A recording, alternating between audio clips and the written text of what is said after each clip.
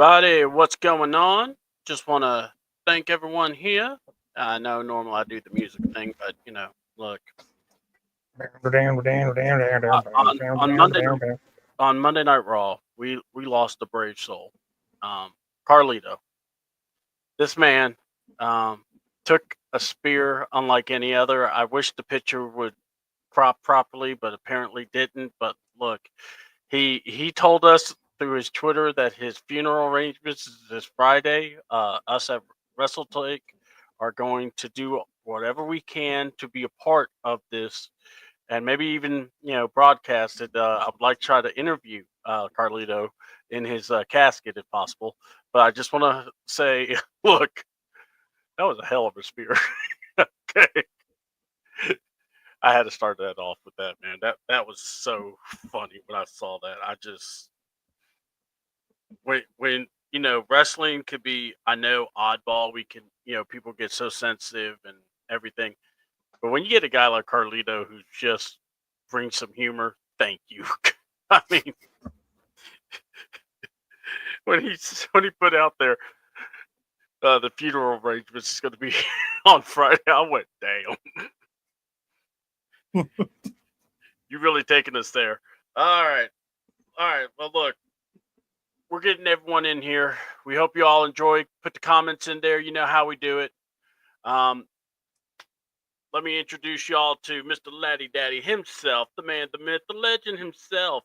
Yes, Ladarius Brown.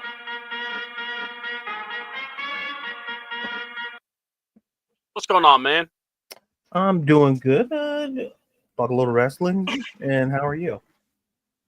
Man, I'm doing okay. I mean, a lot of stuff happened. I know, in all serious, there was a podcaster that passed away, Dan Castle, I think it was. A lot of people knew of him through New York, and it really affected a lot of guys that knew him closely, like JD and um, Don Tony, and I know Solo. It happened like literally in maybe a couple of hours.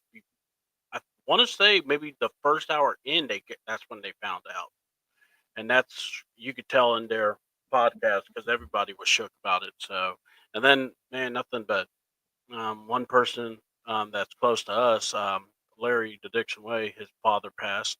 So condolences to Larry and his family. Sending love to him. Yeah. And then Uncle Steve, he comes around here. He's one of the, man, he is the most loved, I have to say, Falcon content next to Big Low. But yes, Uncle Steve is right up there. He's so full of life, so sweet. And his mom passed away. So we just want to, here at Wrestle Take and Morning Madness Crew, we want to just say, look, our condolences. We hope y'all are having, in your time of need, just know that we're all here. Our prayers, support. Sometimes we can't just, words can't fix it, and everything, but just know that our minds and our hearts go out for y'all, and we're here if you ever need. So much love to those people. Felt like it would be smart to go ahead and start with that first.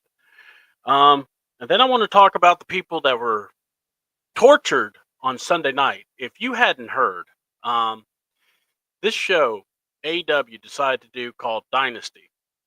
It was a fraud because I believe there was more collision matches, maybe rampage matches, than there were actual pay-per-view.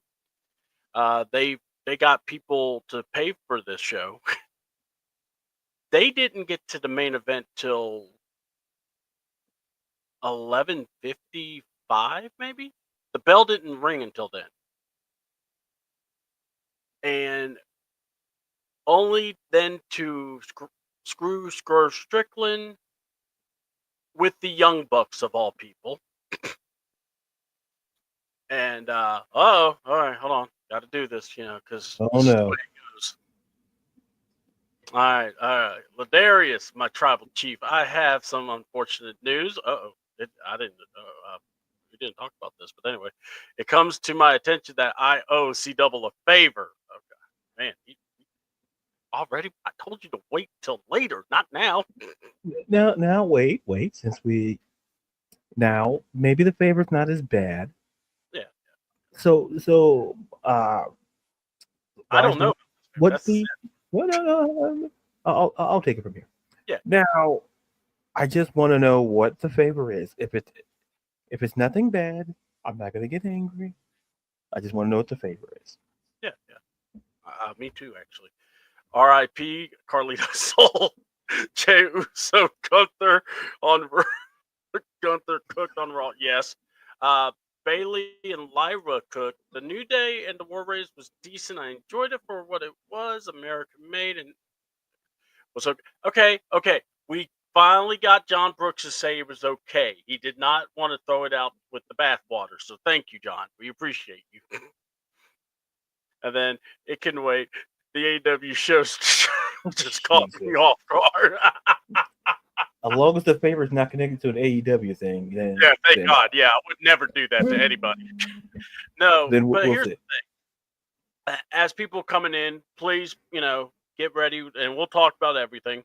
But no, my thing is this: you do a show for over 5 hours, and I'm going to tell you, I don't know about you, but maybe 3 hours, 4 hours at most, I can handle watching a show. If it goes beyond that, I'm checking out, and it's hard. Or it's like if I'm with a group of people, the energy's good and everything, we could keep going. But man, when it's like a long show and you're just looking at each other going, how many more matches they got on this stupid thing? Mhm. And, but anyway, Swerve Strickland gets screwed over by the Bucks. Neo-Nazi, John Moxley uh, wins the match. And so with that being the last moment, then all of a sudden I look on Twitter and I see F Booker T. I'm going, why is that trending? Yeah, I And I saw see that. Swerve Strickland Yeah. talking about representation, talking about being real. And then he wants to say to Booker T, F, here's my true take on this. Number one, I don't care because I wasn't watching the AEW show. But when you bring Booker into it, and I know we've talked about it, Booker, you had a chance to tell Booker face to face what you thought of him, and you didn't do it. Or I'm pretty confident you didn't tell Booker that in face to face. And then, so you have a problem with Booker, but I guess you're okay with John Moxley winning. And then let's talk. Look, representation. He wants to talk about that. I don't. It's like this. Some people don't want to talk, but here's what I'll say about it. Swerve, the only person that's benefited from being in AEW is you. Name me other black wrestlers that have main evented any of their shows in the pay-per-view category. He wants to go off about how WWE's dropped the ball, but I guess he doesn't see. Obviously, he doesn't see NXT. But let me give him a little hint. If you see the men's title match, that's the main part of it. Obafemi, Javon Evans, Trick Williams. They have something in common. I'll let you figure it out. All right. We got Jada Parker going to be in the same ring with Jordan Grace, Julia, and Stephanie Vacour. Ricky Starks is going to have a heckified match, either with Ethan Page, Wes Lee, God, not Eddie Thorpe, because I don't want to hear him talk again. Let's see. On NXT, I saw Ruka, Izzy, yeah. Oba and Trick and Javon was fun. It looks like we're about to get Jordan. Yeah. Oh, yeah, we are. That's what was announced officially. And then Swerve needs to worry about. Thank you. Yes. And that's basically my thought. It's like this. You want to champion who you are. I got no problem. You want to take Tony Khan's money? Got no problem. But you constantly bringing Booker's name involved. I love what Booker's response was, by the way, and I'll let Ladarius talk too because I want to hear him. But my thought was this: your last statement in front of an AEW crowd wasn't, I'm going to do whatever I can to win that AEW belt back. I'm going to make sure the Young Bucks pay. It was F Booker T, aka FWWE. And what was the thing that was trending most? Wasn't Dynasty. It was Booker T. I want you to think on that. Now, I want Ladarius, go ahead and tell me what you thought about this. Oh, yeah, you were covering it great, so we can move on. No. Here's the thing, and it's gonna be some personal stuff. So I'll put that preface out there to the listening and or watching audience. Now, first and foremost, Swerve has to understand something. And I've said it on this show, and I'll say it again. Mm-hmm. Understand that I understand what you mean by representation, Swerve. It's representation. It matters.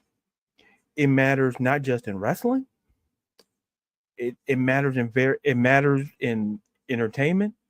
It matters in other sports. It matters in other fields because you want to see someone that looks like you to make you think I can do that. The way Swerve went after Booker T, and listen, Swerve is a hell of a talent. But the big problem is stuff like that. You got to keep Booker T's name out of your mouth. Because if Booker T pulls what Will Smith did to Chris Rock at the Oscars, ain't nobody going to feel sorry for you, Swerve. Because at some point, you have to understand. And here's the thing. And this is not the first time AEW has been caught up in a situation like this. Go back to that presser. I can't remember what pay-per-view when Bobby Lashley was asked a question about black champions. And I heard the question, and I'm like, first of all, I looked at the color of my skin. I said, wait a minute. Okay, let me listen to this. And then basically, you're going to ask the question, what does it feel like to be around companies with a black champion? And I'm like, and the look that Bobby Lashley could listen, as someone who, I've been told who reads with their face and people can figure out what I'm going to say with my face. I saw Lashley's face and I said, she's cooked. You forgot he worked at that company. What's it called? Hang on, folks. Give me a second. WWE. That's the company. Where he himself was a United States champion. He was a heavyweight champion. I believe, did he win? I believe he's an Intercontinental champion, maybe on his first run. I think maybe on his second run, but I know he won. So I know he's not a Grand Slam. I don't think he was ever a tag champion. But the point remains, he himself was a black champion. Swerve, you're a black champion. You were a black. When we have these discussions, Booker T is a 2-time WWE Hall of Famer. He's a 5-time World Heavyweight Champion.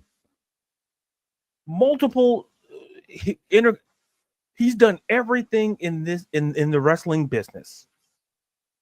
He's one of the faces for a generation, and I'm assuming me and Swerve are maybe around the same age.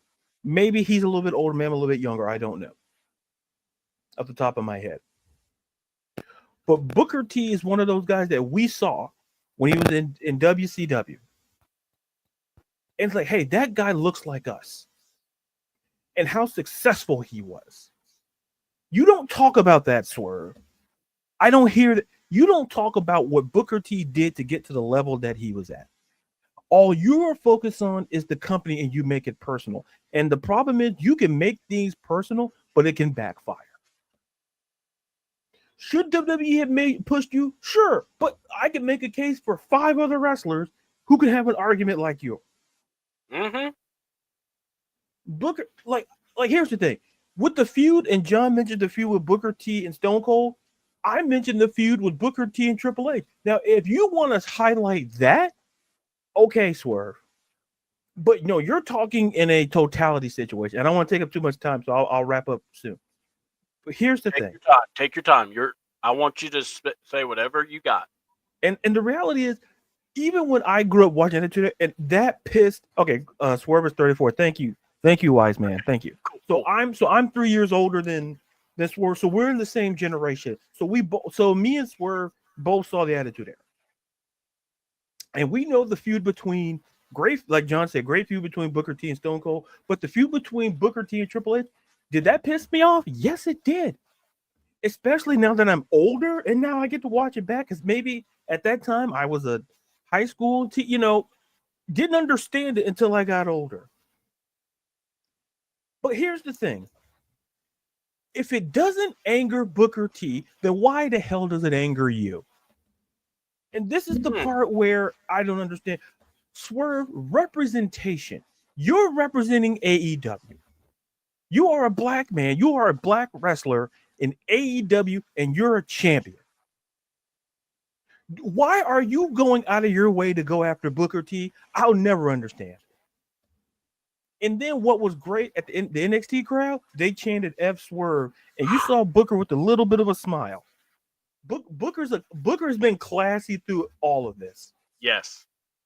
And when you look at this, it's like Booker's like this. I hear you, but you're not worth the addressing. That's how you handle it. I don't know why Swerve takes time after a PLE, because guess what was trending? It wasn't AEW Dynasty. It was you. Booker T, listen, Booker T, when he's all about the business. Booker T would never do that.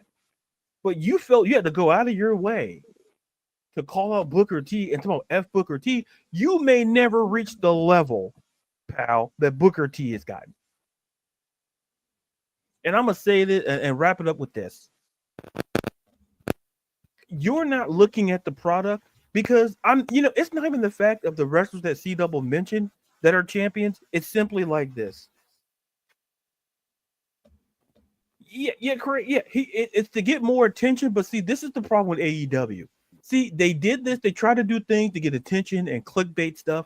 They did it with the whole Young Bucks and the whole CM Punk thing. And how well did that work out? It's like AEW is childish. They listen. At the end of the day, yeah, they do it all the time, which is true. But in this case, I feel my wise men always keep me up to date. But here's the thing.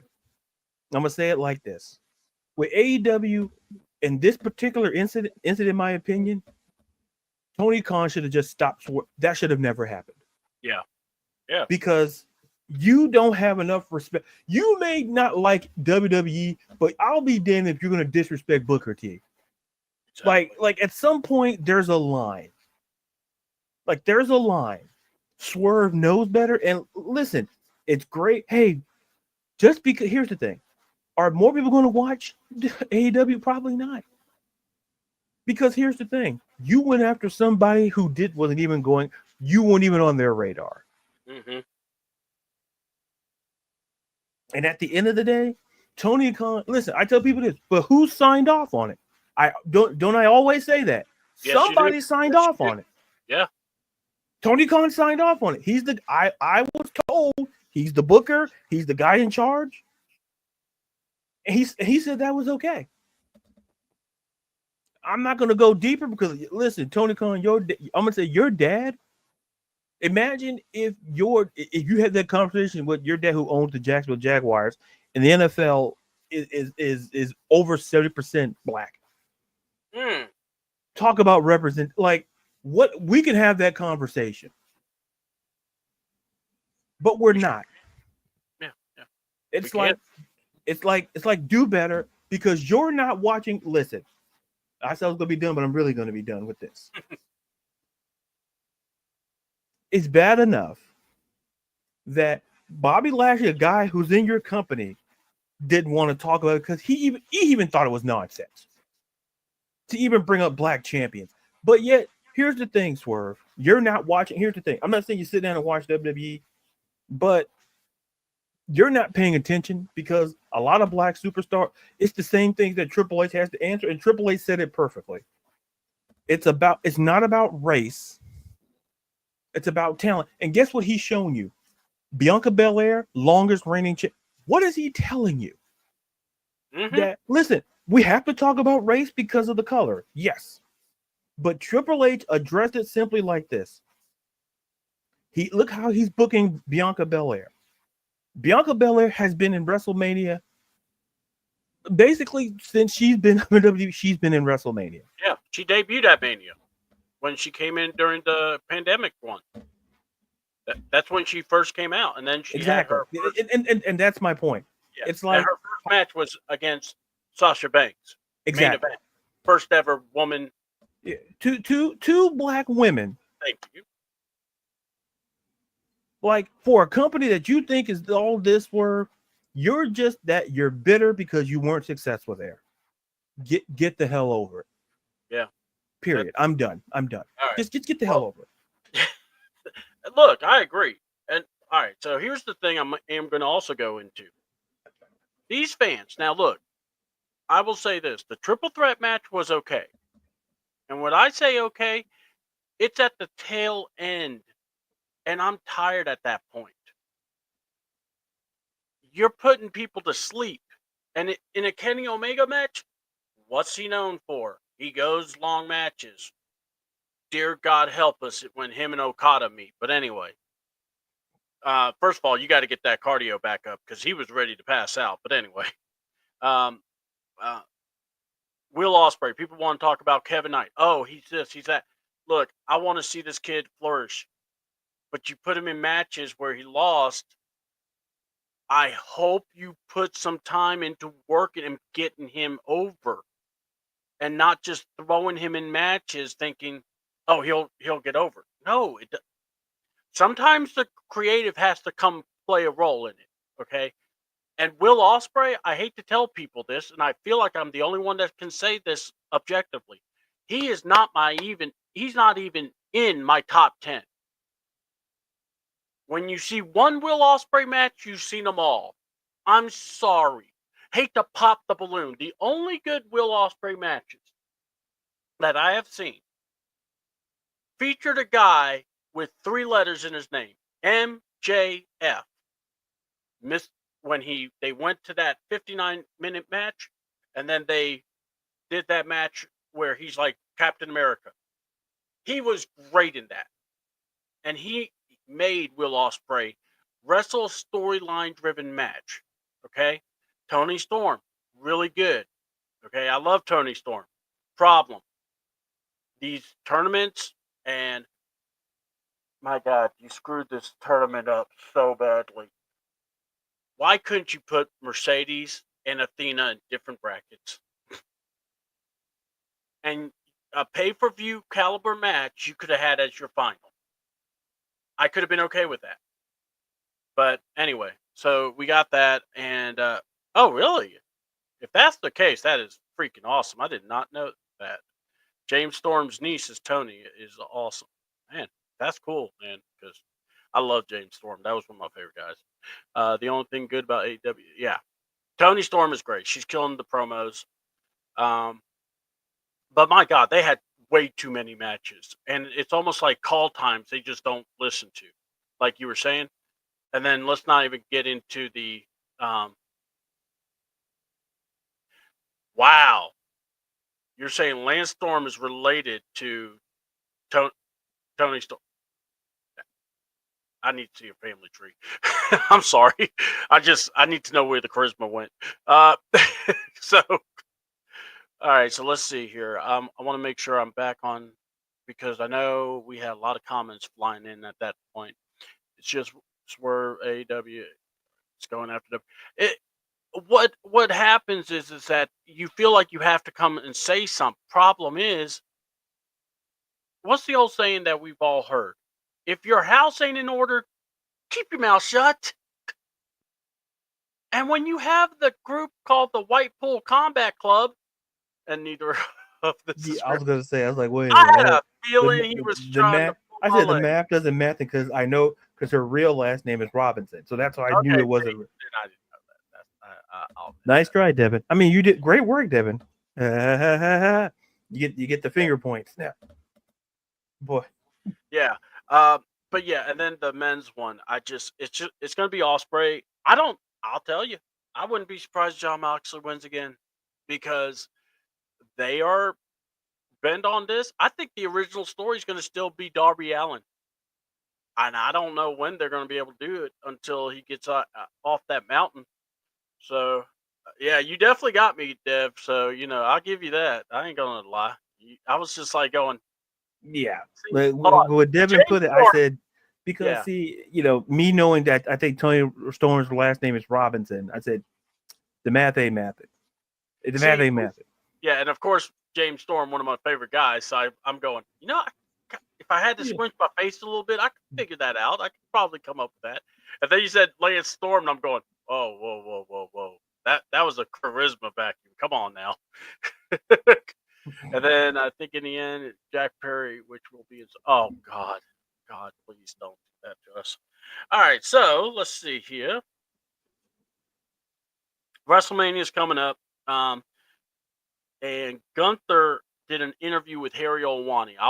I'll be listening to it. I'll send you the link, Ladarius, and we can discuss just like the highlights of it. I know this. I listened to that Bret Hart interview with Harry as they were talking about the match, and Bret, people were teeing off about the comment about the actors. He actually said WWE is also like that, or he led with that, and said that the only difference is that Roman and the guys do work hard to earn the respect of the legends, where in AEW it's mostly acting, and I'm going, man, that must be some bad acting then if that's the case. Darby Allin may not come back alive. He may come back. You know what? Look, he may not, but I can see it'd be like Weekends at Bernie's. Look, Kenny Omega and what was it? That other, oh God, I can't remember his name all of a sudden. Ibushi. They wrestled a sex doll. So, you could probably wrestle a human popsicle. I mean, I don't know. I mean, look, John Moxley will jump on a bed of nails this time. Who knows? I mean, God forbid.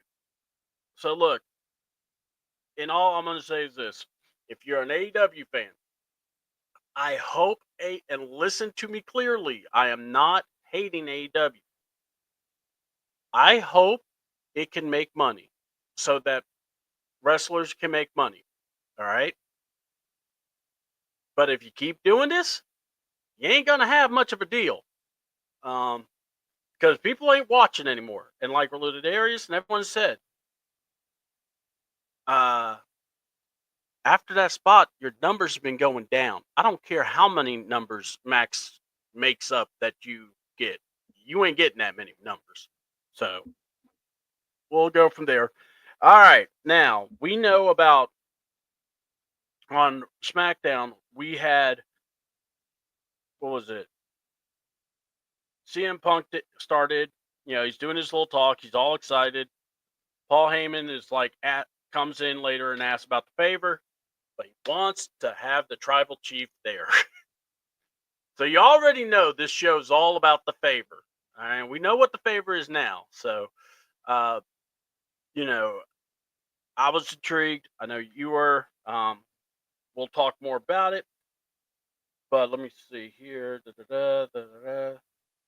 We get the debut of Phoenix. And one is in Chicago. The fans knew Phoenix. So it wasn't like you were going somewhere that no one knew him. So that was great. The entrance was great. Nathan Frazier, I think, was a little tight. But I thought the match was altogether well. I thought the presentation was great. What did you think about Phoenix and Nathan Frazier? Yeah, you could be nitpicky and say Nathan. I think it was an ideal opponent because we got to remember who Penta's first opponent was, and I believe that was Chad Gable. I believe, wasn't it? Yeah. Not Texaco Americano, but yeah. Chad. Wait, no, those are two different people. Two different people. It is. Two different people. Two different. I've never seen them in the same room, so I assume they're different people. Yeah, exactly. So, I got you. so we like to keep. Or Chad Gable. He can't get a WrestleMania match, but Texas Americano can. I Yeah. mean, Hey, sometimes that's how the. Hey, about the no cookie. one said wrestling was easy. No, but No. I think the Phoenix versus Frazier. It was a great match, and listen, not surprising. And listen, that Chicago, like you said, that Chicago crowd knew. Like Frazier, I think there's a reason why he's still in NXT. Mm-hmm. No disrespect, they're NXT tag team champions. With Axiom, and I think they'll be down there a little bit while. But it was great to see, like, get the call up, and for a night, and just see just having to face Phoenix, and it was a good match. Like, not like I say, not surprising whatsoever, given what we know about Phoenix and seeing him. It's just, once again, I'll say the same thing I said when Penta debuted. Just curious to see where they go, because at some point we'll get Penta and Phoenix, but that might be a while, because Penta's little singles run is doing pretty good, pretty good. So like I said, great match. We'll just kind of see where he goes from there. They already put out in mass for Phoenix. I mean, they did it for Penta too. So I mean, just like they did Penta. That was beautiful. It's like, for AEW to only have a hologram mask when you had these guys, shameful. That's I gotta say it, shameful. I mean, but LA Knight versus Tama Tonga, LA Knight was gonna win. Let's see.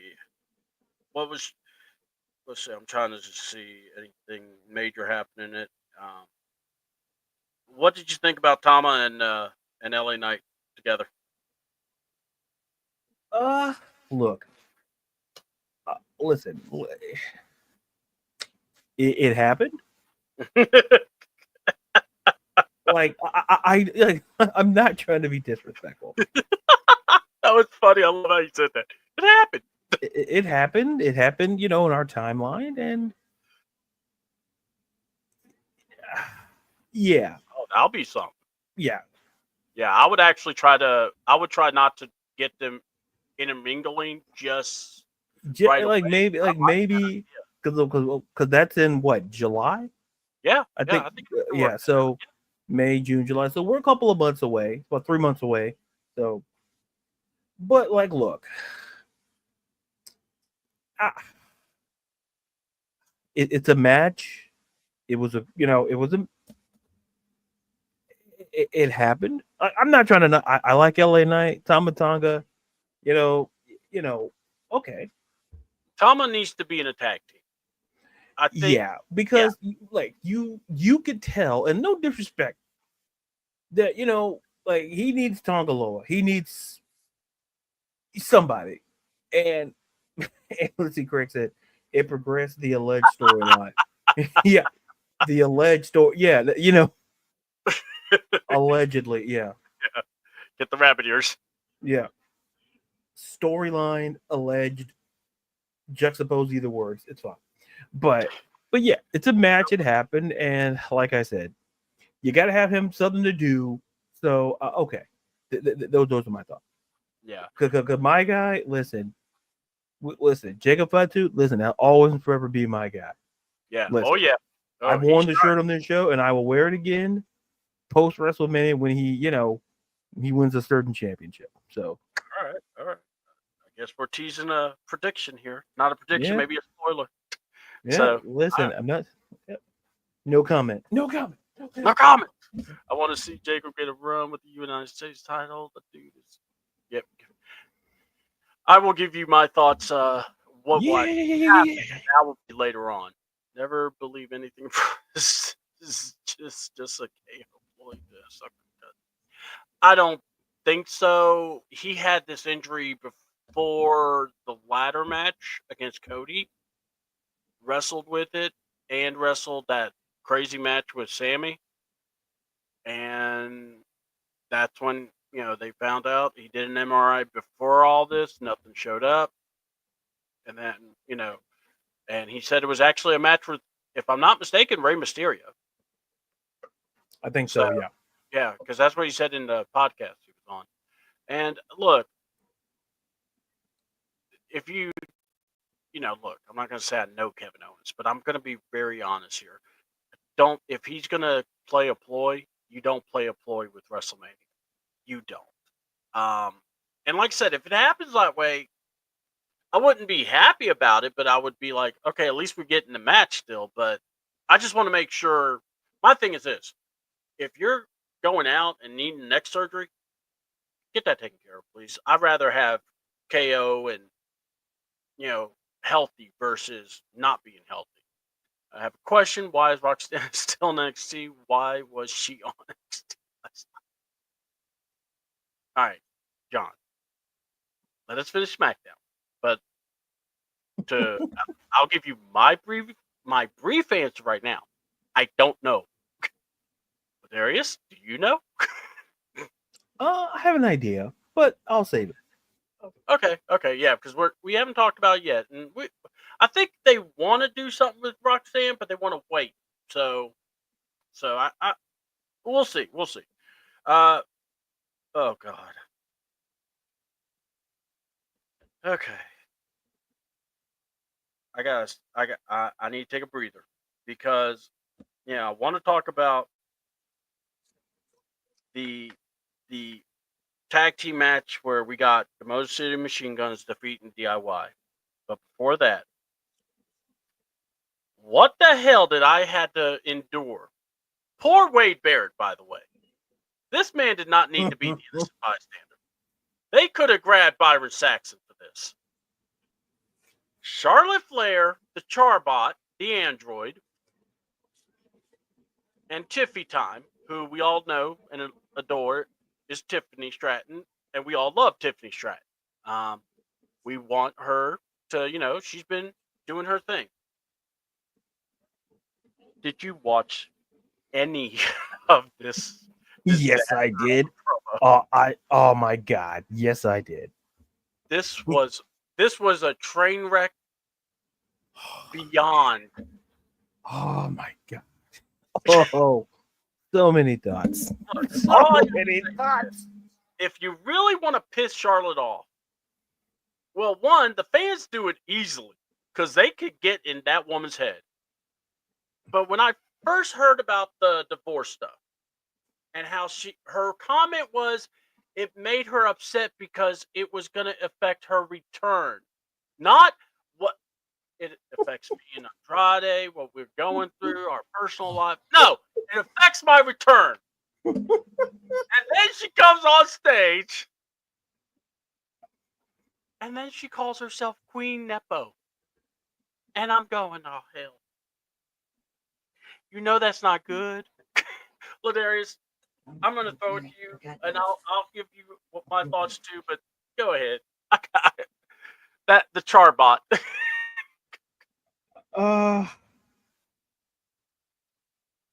Listen, folks.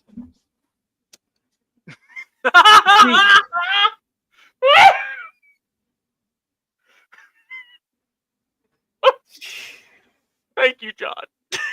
Jesus, John. Why would you post that? Now I got to follow that. Fantastic. I'm sorry. Fantastic.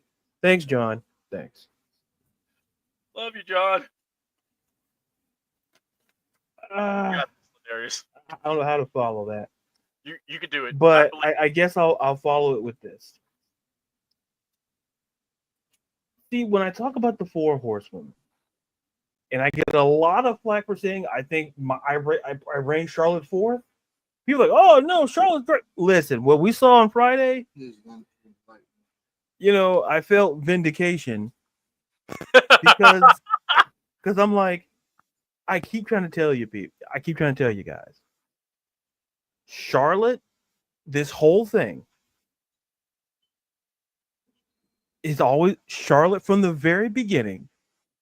They shouldn't have tried to push her as a face. Mm-hmm. That's where they messed up. Oh yeah. Secondly, what we saw in the ring and the crowd was just, here's the thing. Charlotte Flair is not a rookie, okay? people say, "Oh well, she was rattled." Like, listen, Tom Brady never when Tom Brady peak Tom Brady.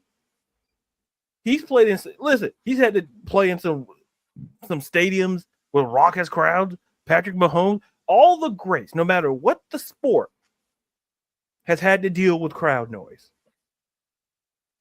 And let's say Charlotte has something else going on, some of her lineage and experience not being able to handle.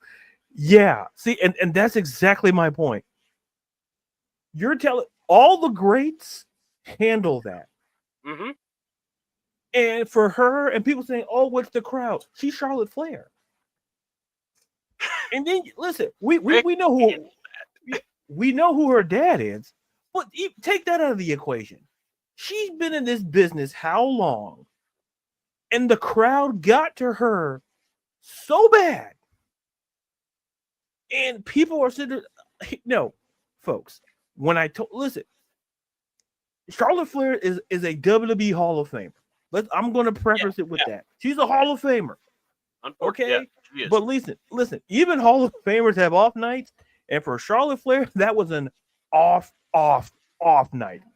Because where it went off the rail, it went off the rails with the booing, but the back end, and like you say, poor Wade Barrett, like you could look over there and he had a couple of looks on his face. But listen,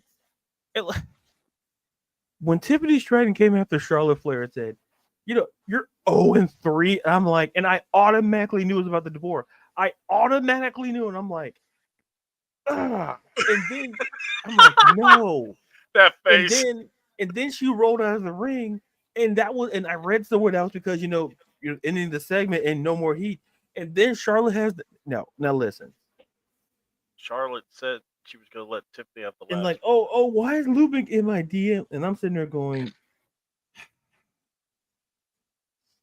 like, here. And then the funny, with Kaiser on Twitter, he posted the video with Shawn Michaels, and I think it was with Owen Hart and his wife. Was it Mark or something? Davey Boy Smith and his Davey Boy Smith, correct? Okay. Yeah.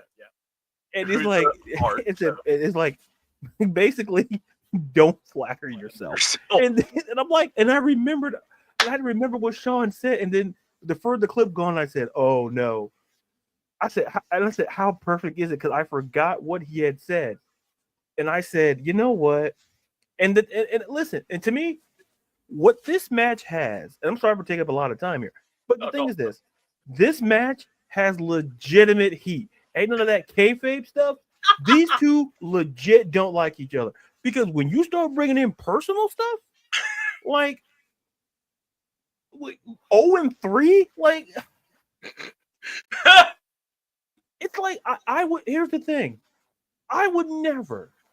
And listen, and I'm telling you, like I'm not anti Charlotte Flair, but I would never cross the line. Whatever Tiffany Stratton said.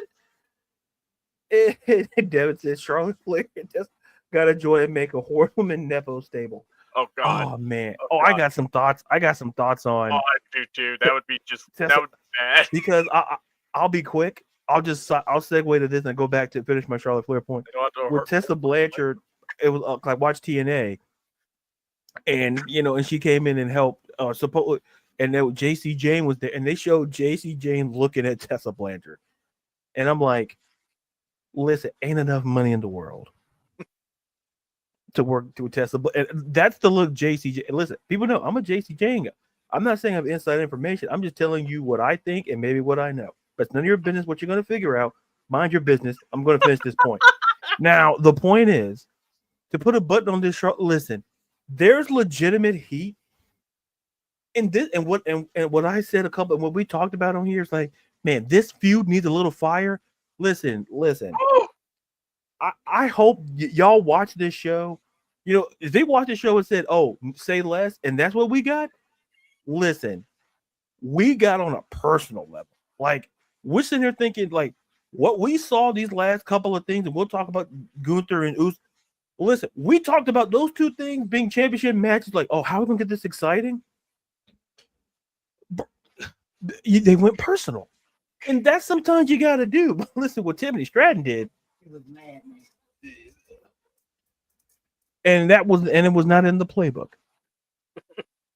And you could tell it wasn't in the playbook. Oh no. And that's what made it even more hilarious. Like for Charlotte, you could see the look on Charlotte's face. She had like a defeated look, and then when Tiffany brought the ring, said, "Oh, that's why Luke," and I'm like, man, is this how the Titanic went down? Like, it's like, well, you think about it.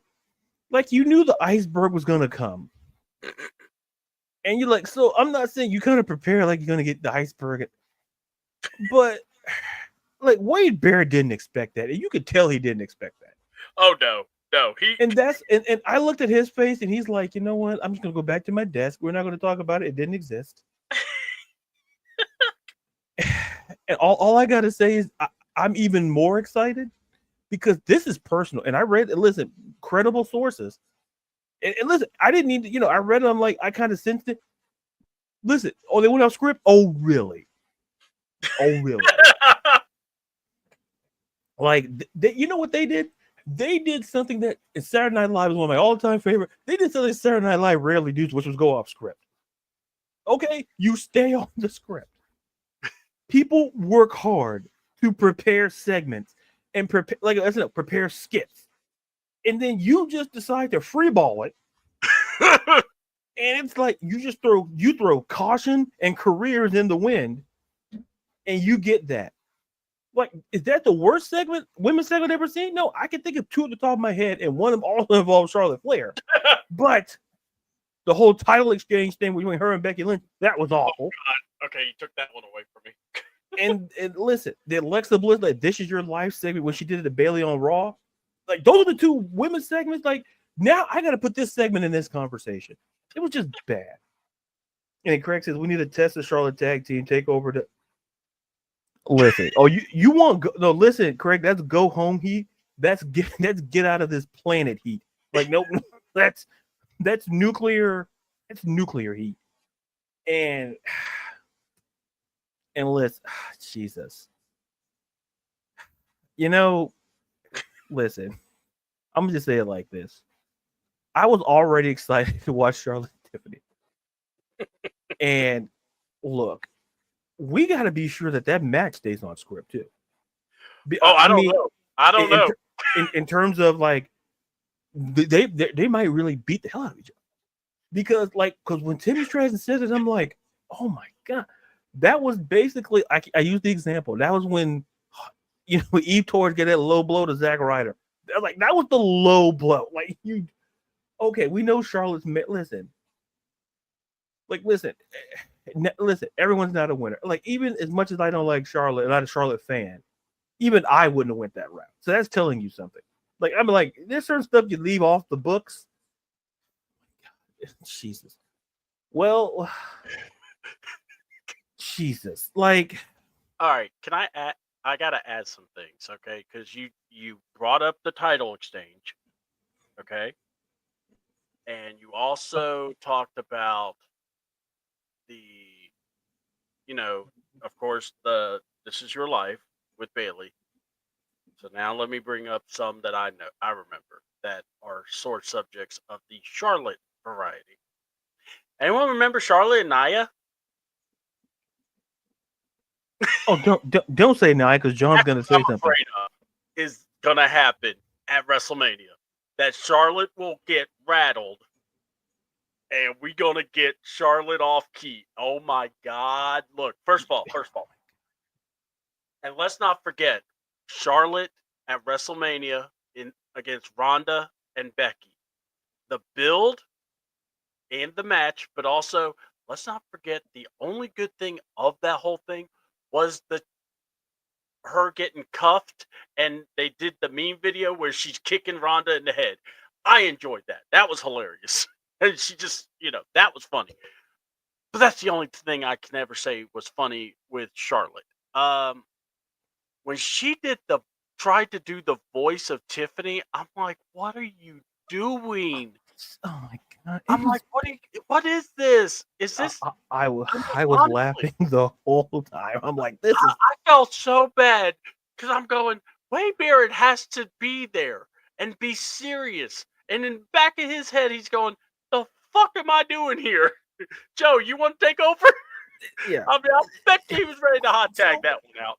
Because oh my, and Devin brings up a good point. Charlotte and Nia, Charlotte and Becky, Charlotte and Ronda, Charlotte and Tony Storm. Like the Charlotte and Tony Storm one, that was bad on a whole different level.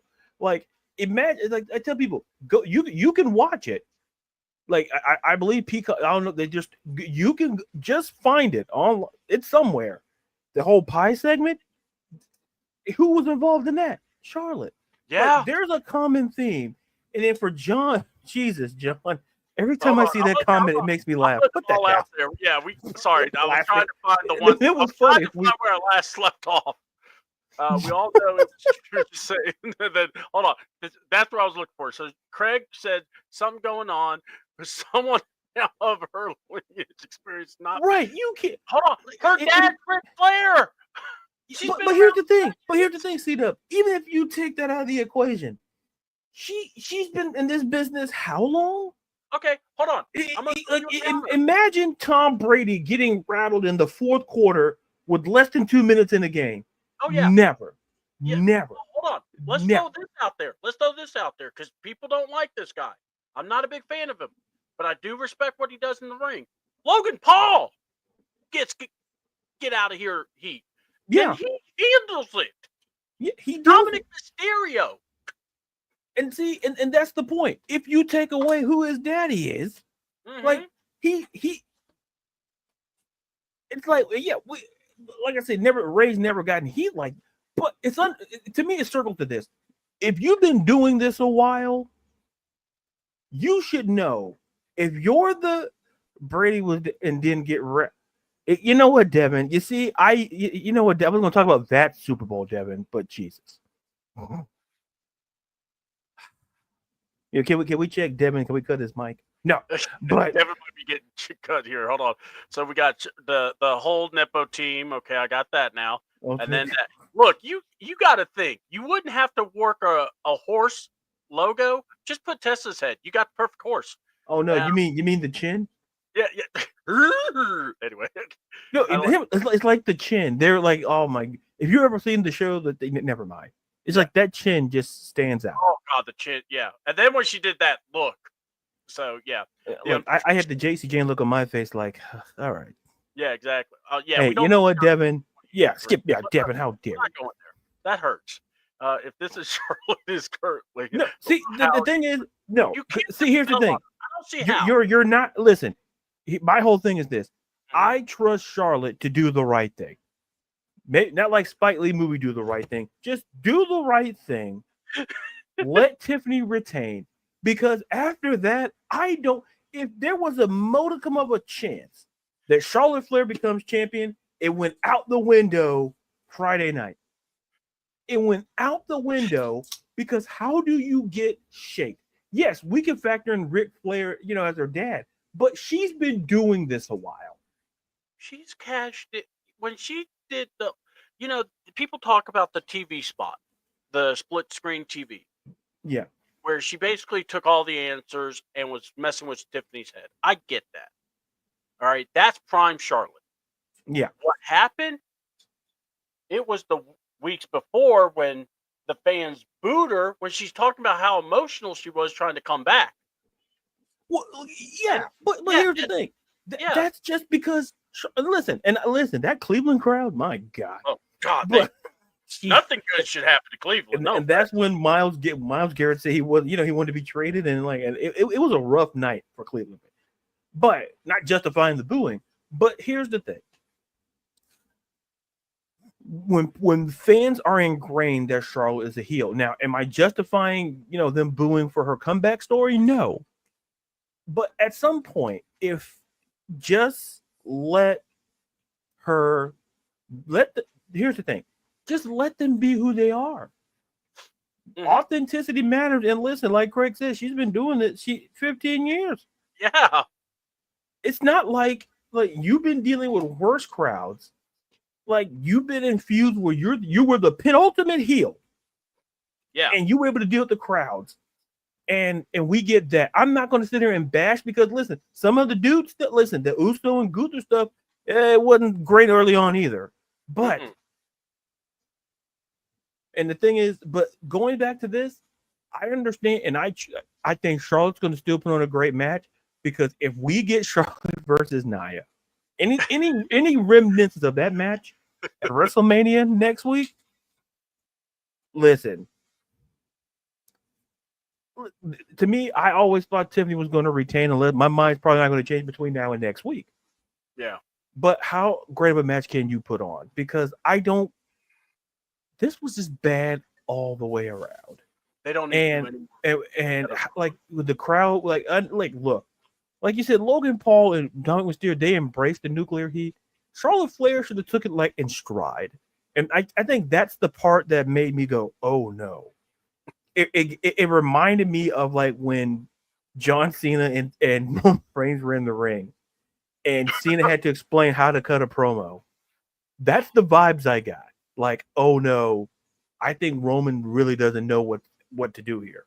That was Charlotte because because that one line, and then when Tiffany cooked her with the 0-3, I'm like, that's basically that was a Mike Tyson. That was a wrap. Like, how do you come back from that? Oh, why is it that Kaiser is in my deal? I'm like, whoa. We don't all know that. Whoa. Hold on. She tried to get the last word. And it's fans booed, but you heard some laughing at her. It's like, you really messed up now. Oh, it's like, why is Kaiser in my DMs? And imagine Kaiser, like what? Kaiser is that 50 Cent meme, like, what did I do? Like, he had to say, like, what did I do? He's like, he was minding his own business. He was watching his girlfriend before, and he's got to go on. Like, Kaiser's like going, no, I haven't seen SmackDown, but why is my name trending? Yeah, right. Oh, hell no! He had to sit through like the last 30 seconds to find out why he was trending. That's not good. That's not good. Oh God. Oh my God. Yeah. So we got the Machine Guns beat DIY. I mean, look, I like DIY. I want them to succeed. I don't know what the tag team division is doing right now because everybody's almost getting a shot right away. So I don't know. We're going to see it next week, what happens. But what was your thoughts on the tag match? Oh, Lord. First of all, how do you follow that? Yeah. Now, poor guys. hey. John. Hey. Tomasa. Hey, Sabin. Shelly. Ciampa. You guys are ready? Our match right now. Wait, what? Can we postpone it to like next week? I mean, we'll fight on main event. We don't need that. You know what? Can we just wrestle on speed? Right. I swear, we'll be 3 minutes. In fact, we'll do 2 minutes. Like we'll have. Charbon did. She stood there smiling like, why are you smiling? Like, it's to me, it's like this. To use a baseball term. It's like an off-speed pitch. You're just all you can do is look at it because you can't. The bat's not off your shoulder. That's how Charlotte Flair looked. It was like an off-speed pitch. It broke a little, but it was still good enough to come back. It hit. He had nothing. The bat didn't even leave the shoulder. Like that's how I'm like. It was basically back in like a Greg Maddox off-speed. Like you didn't know what to do. Like that's what that like bats on the shoulder. That's what happened. But listen, the tag team match was great, and like you, I'm curious to see what's going to happen.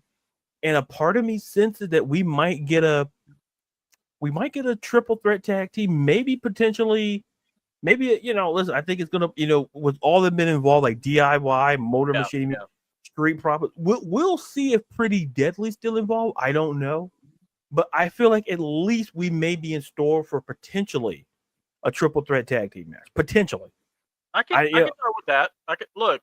I mean, if you just did the 2 tag teams, I could go. Yeah, because either way, like you really can't go wrong. Mm-hmm. But I think that's where they're going because the only matches we know is Gunther and Jay. We know the triple threat between Seth, Punk, Yep. and Roman, and that's Jesus Christ.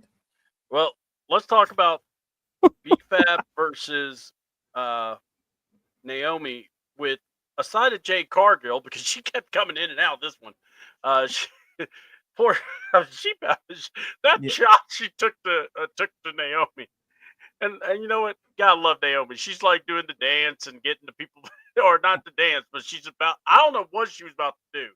I was very intrigued because I was like, is she really going to try to dance and like get people pumped about this? Because she's now a heel. But no, I mean, attacked, and then she still beat BFAB. That's not really good BFAB, but anyway. Uh, yeah, what did you think about the match? Well, look, first of all, I'm glad they're pushing BFAB because I'm glad. Simply because we haven't seen her much in ring up until now, getting the push. But listen, Naomi, Naomi has a heel, and we talked about it on the show. I talked about it on my show. Like she had to be a heel, and she's pulling it off great. And what makes it great is that now I think little by little, I think people listen, Naomi versus Jade at WrestleMania. It makes you like, it's like, okay, if you weren't sold on it, you're absolutely sold. And like I think you said on last week's show, we talked about like how Charlotte, excuse me, Jesus, she's not in my DMs. Ignore that.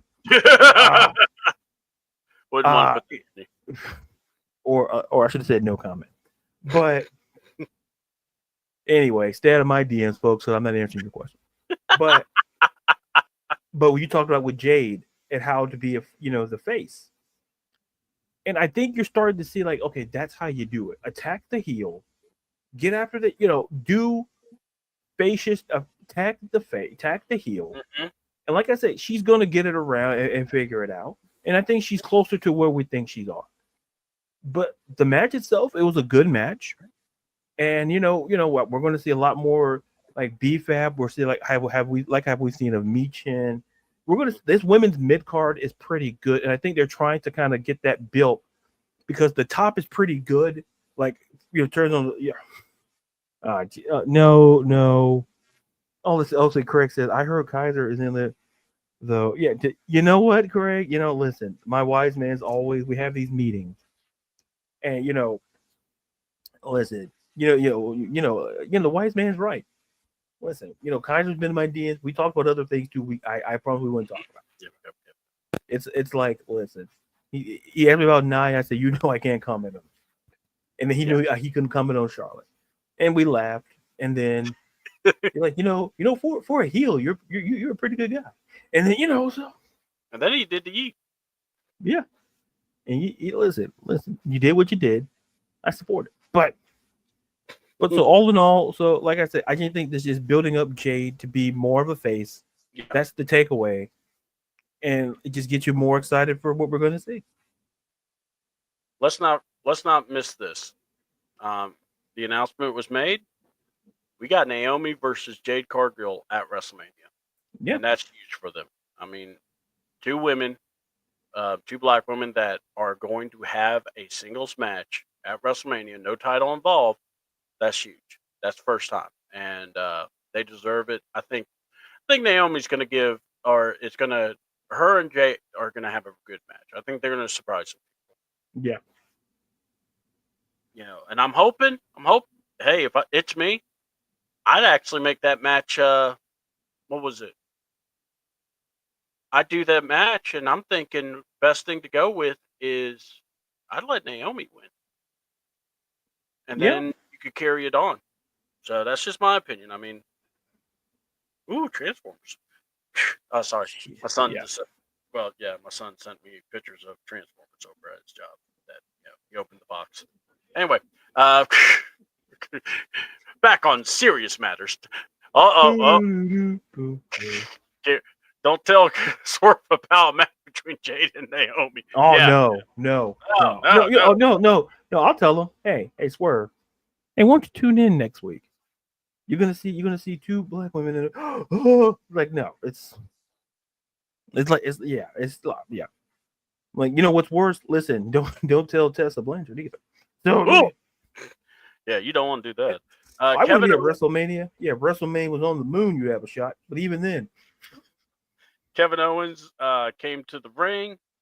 He made the announcement about the neck surgery, and then Nick Aldis told Randy that means the match is off, or he has no match at WrestleMania. Randy decided to RKO him. I mean, to be fair, Randy did pay $50 extra $1,000 on that fine, so he said it was for the next one. So I think, to be fair, Randy had that coming. He deserved Nick Aldis. You should have remembered that, but that's on you, pal, not me. But no. What do we do? Do you think it's gonna be Aldis? I mean, or do we try to just maybe? I would hate to put someone to debut against Randy Orton. I'd rather do maybe Kaiser or maybe Killer Cross to wrestle Randy. What do you think? you know, you know, I can, you know what, I can rock with Kaiser. I can, but even more so, if you have nothing for Karrion Cross, I wouldn't mind that either. Mm-hmm. Because the team will, maybe be Aldis, and I'm like, I don't know. If it's not Aldis, Karrion Cross is pretty good. And like people say, oh, but he's on. Like, stop it. It'd be If we funny. see, Hold on. It'd be funny like, if it's Karrion Cross. Like, if Karrion yeah, Cross wears a bald cap to talk to Randy. oh my god. Oh, Jesus. You love to see it. Look, the man does a lot of different haircuts. I mean, Yeah, I'm telling you. And remember, because I noticed it, I'm like, yeah, like his hair is up when he's talking to the, and then he has the straight hair. He's talking to the agent, and I'm like, it's. Listen, Karrion Cross is playing chess, and all of us are just playing checkers. Okay, like it's a cerebral thing, and it just works. it does. And John mentioned Aleister Black. I don't know. I Could just we? don't. My thing is, I don't want to have Aleister Black come back and he loses his first match. But You see what I'm saying? I guess I'll ask you the question: could you see a chance that Black, would you? How can I phrase it? That Black could just beat Orton? Could that be a possibility? I mean, Like, I'm not saying it's going to happen, but here's the only reason I would say no, because here's why.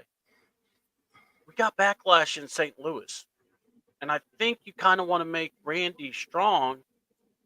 More, I honestly think this would be the best. And people go, well, he's in Raw. I don't care. Kaiser said he's going to find a way at WrestleMania. mm-hmm. Have him come out there. He'll challenge anybody. He don't care who it is. And that's when you hear the, it could be, it could be Randy Orton's music, or, you know, Nick could say, I talked to Adam Pearson, and I got a special person to come face you at WrestleMania. And you bring in Cross. I think Cross would be perfect. Cross, I would do Cross, or I would have Kaiser. I'm surprised Kaiser's not even involved in a lot of this stuff. When you looked at the work that he's done, Yep. I mean, I like I said, I just don't want to put Alistair like that against Randy. I mean, it's not a. It's. I think it'll be a good match. Rusev, C double, Alistair Black shows up, hits the black mask like he did against. I wouldn't mind it, guys. I'm not saying no. I'm just saying I would like it that I. For me, I wish that it's like this. I wish Backlash wasn't in St. Louis. Yeah. Yeah. I see Rusev, and to have Rusev fight Randy Orton on Rusev Day, I mean, that's top tier stuff. I can do that. I can work with that. Yeah. I mean, I don't know. I don't know. I mean, I like Rusev, but look, I like all these guys. I don't want to see, but it's how it goes. But yeah, I think Randy Orton will have a match. I know a lot of people were worried. What did you think about the Last Man Standing? Your boy Fatu showed out. And Braun Strowman's been undefeated in these matches. But what did you think about the last man standing match? And I got to go here. My only pet peeve about those, every time you got to just, when it's after any move, you count and they all wait till 9. I'm going, you could get up sooner, right? I mean, 7. Huzzah! No, wait. Okay. That would 8. be No. hilarious. Um,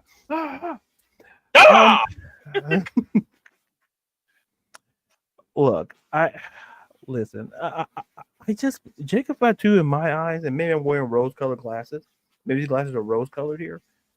I just think the man can do absolutely no wrong. And listen, we all like LA Knight. Good dude, like a couple of Slim Jims. Okay, good dude. But Fatu as U.S. champion just makes a whole lot of sense. And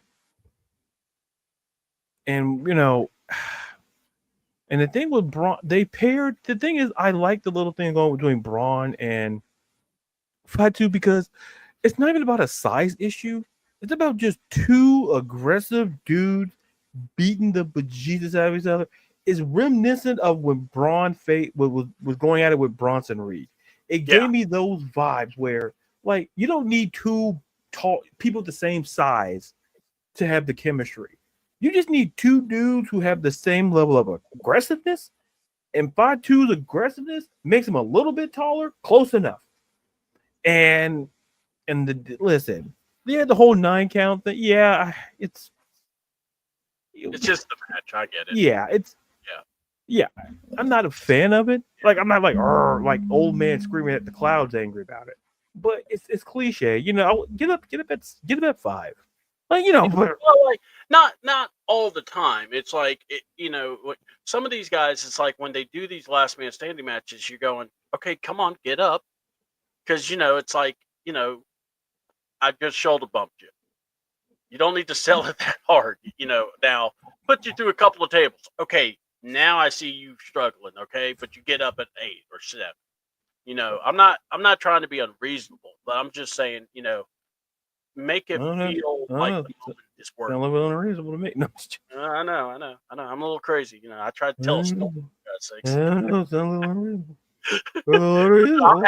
Look. The right person won this match, in my opinion. This was about Fatu. I mean, am I wrong in saying that?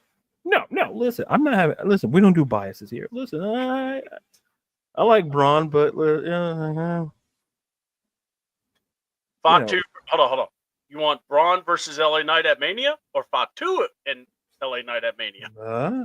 Huh? Yeah. Yeah.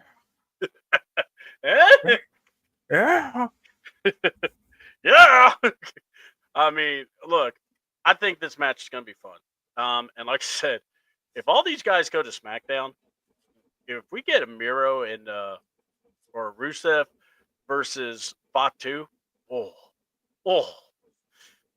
take my money. That's all I got to say. Take my money. Uh-oh, we got a new person. This is Miss Tiffany. Thank you. And yes, Jacob Fatu is the better definitely choice. the better choice. Right. That's welcome right. into the show, Tiffany. Thank you. Know what I mean? Yeah, she gets it. She watches wrestling. She's a big wrestling fan, so I appreciate you joining the chat and join the Wrestle Zone or Wrestle Talk or Wrestle Talk. I can't remember my name. What's the name of the show again? Jeez. You know what? Look, I had all that CTE from back in the day. All right. So let's talk about it. The favor. I like, someone says, or is put down, the favor. So we get Roman, and Roman is doing his thing. All right. He's cheesy. He's enjoying life. He does that fake laugh. It's just so obnoxiously funny. Then you get Seth. And then, will Rusev wear pajamas like he did on? No, we're not doing that to Rusev. Come on now. You can't do that to Rusev. Puts with the YSX. Yeah. I agree. I wouldn't be mad about that. And then let's see what Tiffany's saying. This comes from somebody who hides behind the scenes at the show. Yes, yep, I know. And let's see. But yeah, we're talking CM Punk. Oh, first of all, it's in Chicago, and you know, CM Punk, said he wanted Paul, and earlier in the show, Paul goes, "Whatever it is, the answer is yes. The answer is yes. Okay, could you just put me out of my misery?" I love that. And then it was Seth Rollins showing up in that car. That was also the quickest Roman Reigns entrance to the stage, by the way, in history. Everybody owes everyone a favor. You owe me a favor. I owe you a favor. Favors like Oprah Winfrey. Take you a car, get you a car. Wait a minute, she gave Roy cars. I need to get me one. So, but I just got to say, I thought it was great, Seth. I really enjoyed him being there. And some people are like, well, he shouldn't have been there. I think he should have. But what do you think, man? About the whole favor and Seth and Punk and everybody. To me, Seth Rollins, and I'm not saying this because, like I say, I was accused of being a CM Punk mark of all things. But listen, Seth Rollins has always been the wild card in all of this to me. Seth Rollins, if you go, he ties everything together between Punk and Roman. Because to me, this is really has been more of a focal point about CM Punk and Roman, if we really think about it. We know Rollins has beef with CM Punk. We know the history he has with Roman. But I feel the way they've done this, they've involved Punk, Reigns, and then Paul Heyman. And that to me is always interesting. And if you think about how Roman Reigns at last year's WrestleMania and how he was used there, he was there to tell a story. Like his in-ring stuff. Listen, top notch. I'm not even going to debate that with people like top notch, but he was used as a storyline because they know he can get it done in the ring and he knows he can tie a great story together, and that's what's happening here. And it's just so funny. So when I saw it when CM Punk told Roman what the favor was, that he wanted his wise man, his best friend, Paul Heyman in his corner at WrestleMania. And right, and that's that. It all makes sense why I said that'd be yeah, exactly, because he just kind of ties things. Yeah, at the time we couldn't figure, but like I said, Seth has done this like the last two now for a second WrestleMania. He just tied things together in certain situations, and he does an absolute masterclass job of that. Yeah. And then, like I said, when he found, when CM Punk told the favor to Roman, and then we saw with Roman, please let this man down easy, and I'm like, see, this I think this is the equivalent of what Craig was trying to tell me earlier. Yeah. Where I tried to tell Craig, hey, you need to let C-Dub down easy, and you couldn't. And I'm not saying me and C-Dub are going to feud at WrestleMania. I don't know. Man, we'll see. I mean, I can buy a singlet. Don't worry about it. Come out in my trunks. Don't want to scare the people away. Like, it's in your face. You got to be dressed up. You got to have your Roman Reigns look. You got to have, Yep. Roman did wear shorts for an early time. He did, and I'm breaking it back. But isn't Roman the same height? Like, listen, shut up. I'm wearing the shorts. It's a business and personal decision. But the reaction that Seth had when the favor was announced, and you could hear Seth Rollins' mouth, I told you so. Mm-hmm. He tried to tell Roman that. Mm-hmm. That about, of all people to listen to, Seth would be the one guy, given the history of the, all that jazz. To me, Seth Rollins has always played an integral part in any storyline he's been in. Yeah. And in this one, he may feel secondary, which in this one, if you can make that case, he was secondary in the feud that was last year between Roman and The Rock and all. You can make that case. I agree with. Yeah, that I can. This one, man. It's like, but with this one, he's secondary, but yet he's very integral because he connects everyone. And that's what. He Go has ahead. the personal conflict. He has that personal hate for. He has the personal hate for CM Punk. Let's not get Yes. that twisted. And he kind of has that same with Roman. So it's Yeah. like he has it both ways. So I don't think of him as a secondary player in this. I actually think of him as the lead. Exactly. And it was actually, for me, it was actually Roman and Punk that had to get some kind of true animosity thing going.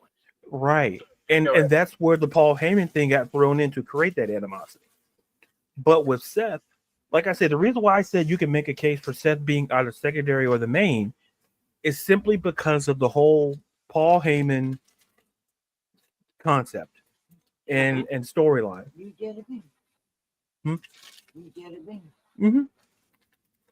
Don't worry, folks. I'm just getting some jelly beans. I'm still listening and talking at the same time. Some jelly beans. You can't see it on camera, but when it's in the contract, I have to have food off camera. Yeah, that's fine. Because for legal reasons, of course. And Craig put it perfectly. He's the glue, the chaotic glue. Yeah, that's where Seth Rollins. He's the glitter glue.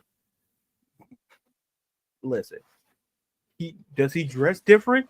Yeah. Listen, I think even Becky Lynch, she hadn't seen half the clothes this man. I bet you at their house, his closet is twice as big as hers. I bet you she looks and just goes, I dare you. Go ahead. Wear that. Yeah. And she goes, just joking. And then, and the thing, you know what, Tiffany? Yeah. Becky needs, someone needs to step in here and tell this man. I agree, Tiff. Glitter. Yeah. Oh wait. Oh, that was the favorite. Oh, I get it, wise man. You have to laugh at his jokes. I get it. Sorry, that was.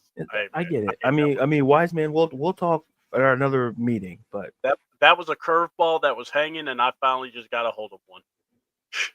but to defend, just listen. Does he dress fancy? Sure. Like, is it becoming a fiscal problem? I think it is. I think. Parent-teacher conference is hilarious with him. Right. You see Becky like, oh, he's a little late, dude. Oh, like over the intercom. Whoa. The daughter has to. Yeah. Dad, I told you no one's gonna sing your song, and the kids. He pays like a kid to play the music. Yeah. He's like he has his own room house. You see, and that's the type of guy I pick up. Like when he's for us, he's flashy, but at home, this guy's probably wearing shorts and just a regular t-shirt. Seth Rollins takes it to that level, but yet it's so good. And like you said, like the chaotic or glitter glue, he's always been he's been the core.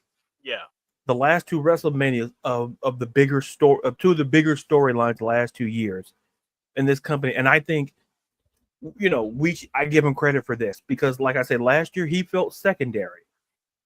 This one, he went from secondary to lead. In my opinion, when he started, and I think Craig mentioned it, why he was showing up. Like it made sense now why he was showing up at certain couple of days ago here there, because the hatred for Punk and the long history with Roman. And that when he got inserted, into this triple threat, he became the focal point. And then Paul Heyman and that they had to throw, like you had to say, they had to create some heat between Punk and Roman.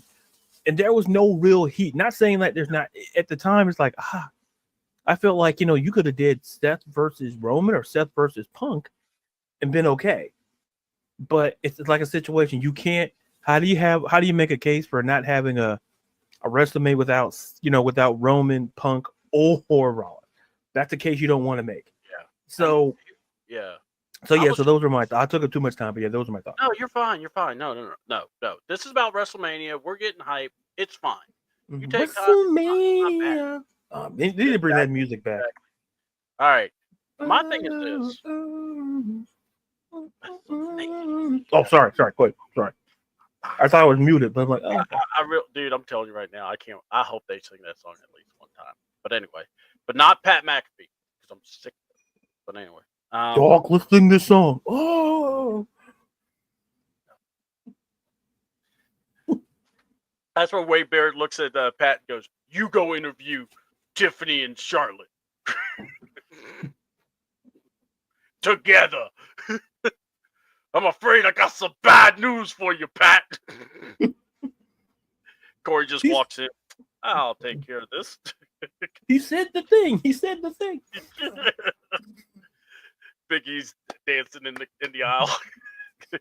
But yeah, I just want to say real quick, Roman has felt like the third wheel in this, and like to me, it was Punk, Rollins, and Heyman, and then Roman. So now that Punk did the favor, and I loved how he did it. I loved he talked about that.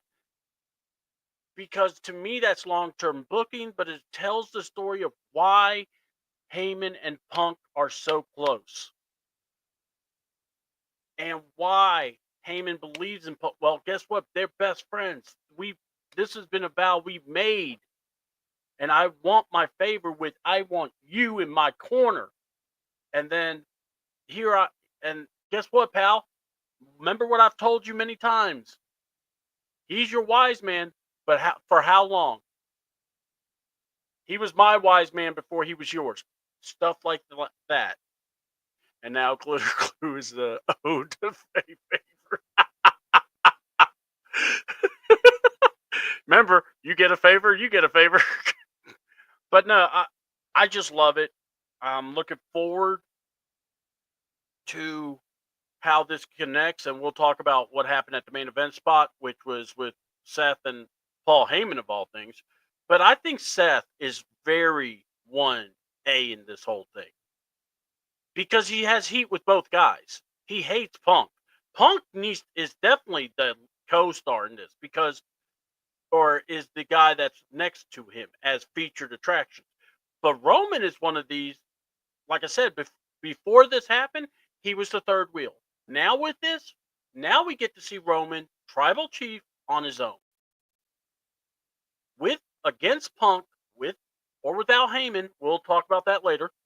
Seth, and I'm just telling you, I think this triple threat match is going to hump. I mean, well, you got to drive to the house. All right, well, be safe, and then just click back on because we're going to be discussing Raw. We like to talk wrestling long, so we appreciate you joining, Tiffany. Also, before we go into Raw, big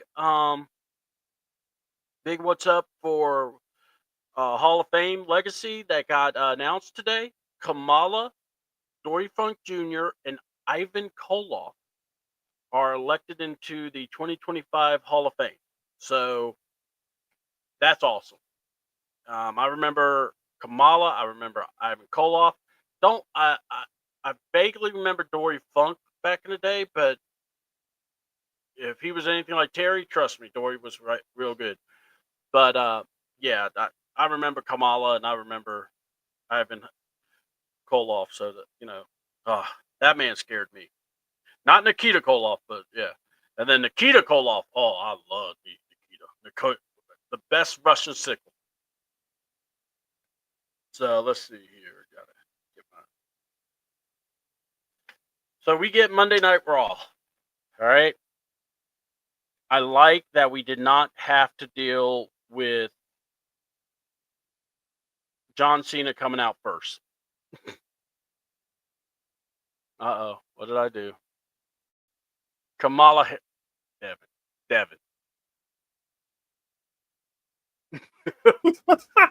That's why I was laughing. I was eating jelly bean. I was like, oh god. At least you weren't choking. I would have felt bad. Oh my god. I know Punk played up to the fact that it was gonna fire. Yep. Oh my god, yeah. That's GOAT one, man. We might, we're gonna put that in there. Yeah. I mean, you think about Kamala, Trump, and Kid Rock, and Kid Rock's in there too, and it's like, oh man. But yet, Cindy. I'm not gonna get into that. 'Cause I'm gonna get angry. Yeah. Let's not do that. We don't need to. But no Cindy Lauper. Okay, cool. All right. Yeah. Cindy Lauper deserves to be in the Hall of Fame. Yes, I agree. And if she doesn't want to be in it, she should be in it. Yeah, because if that guy's in there, I'm not gonna say which one. America. Let's see. Just want to make sure I got the right one. God knows they like to not give me the updated one.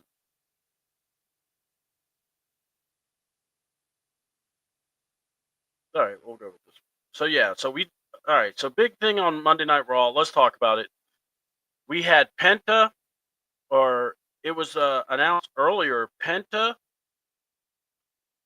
and Braun Breaker, Dominic Mysterio, and Finn Balor are going to be in the Intercontinental title for a 4-way match for the title. So I'm down with that. What do you think?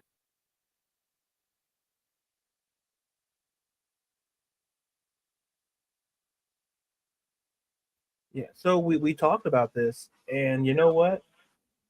I actually like it. Yeah.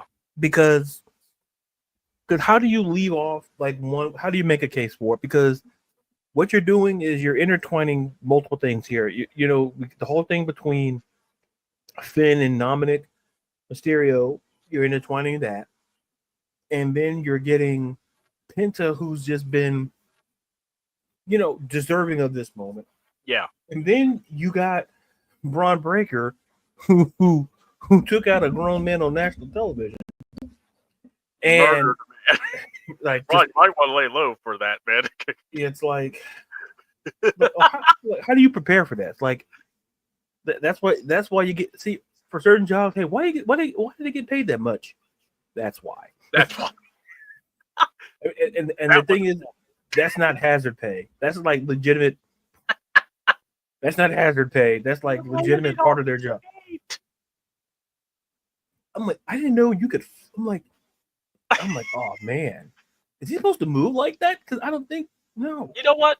And by the way, you can never do another run-in now or anyone can't do a run-in because you're gonna have to have the what you call it, the little plane thing, the drone follow, and you gotta have it where you can flip over like damn Braun Breaker did, because that man.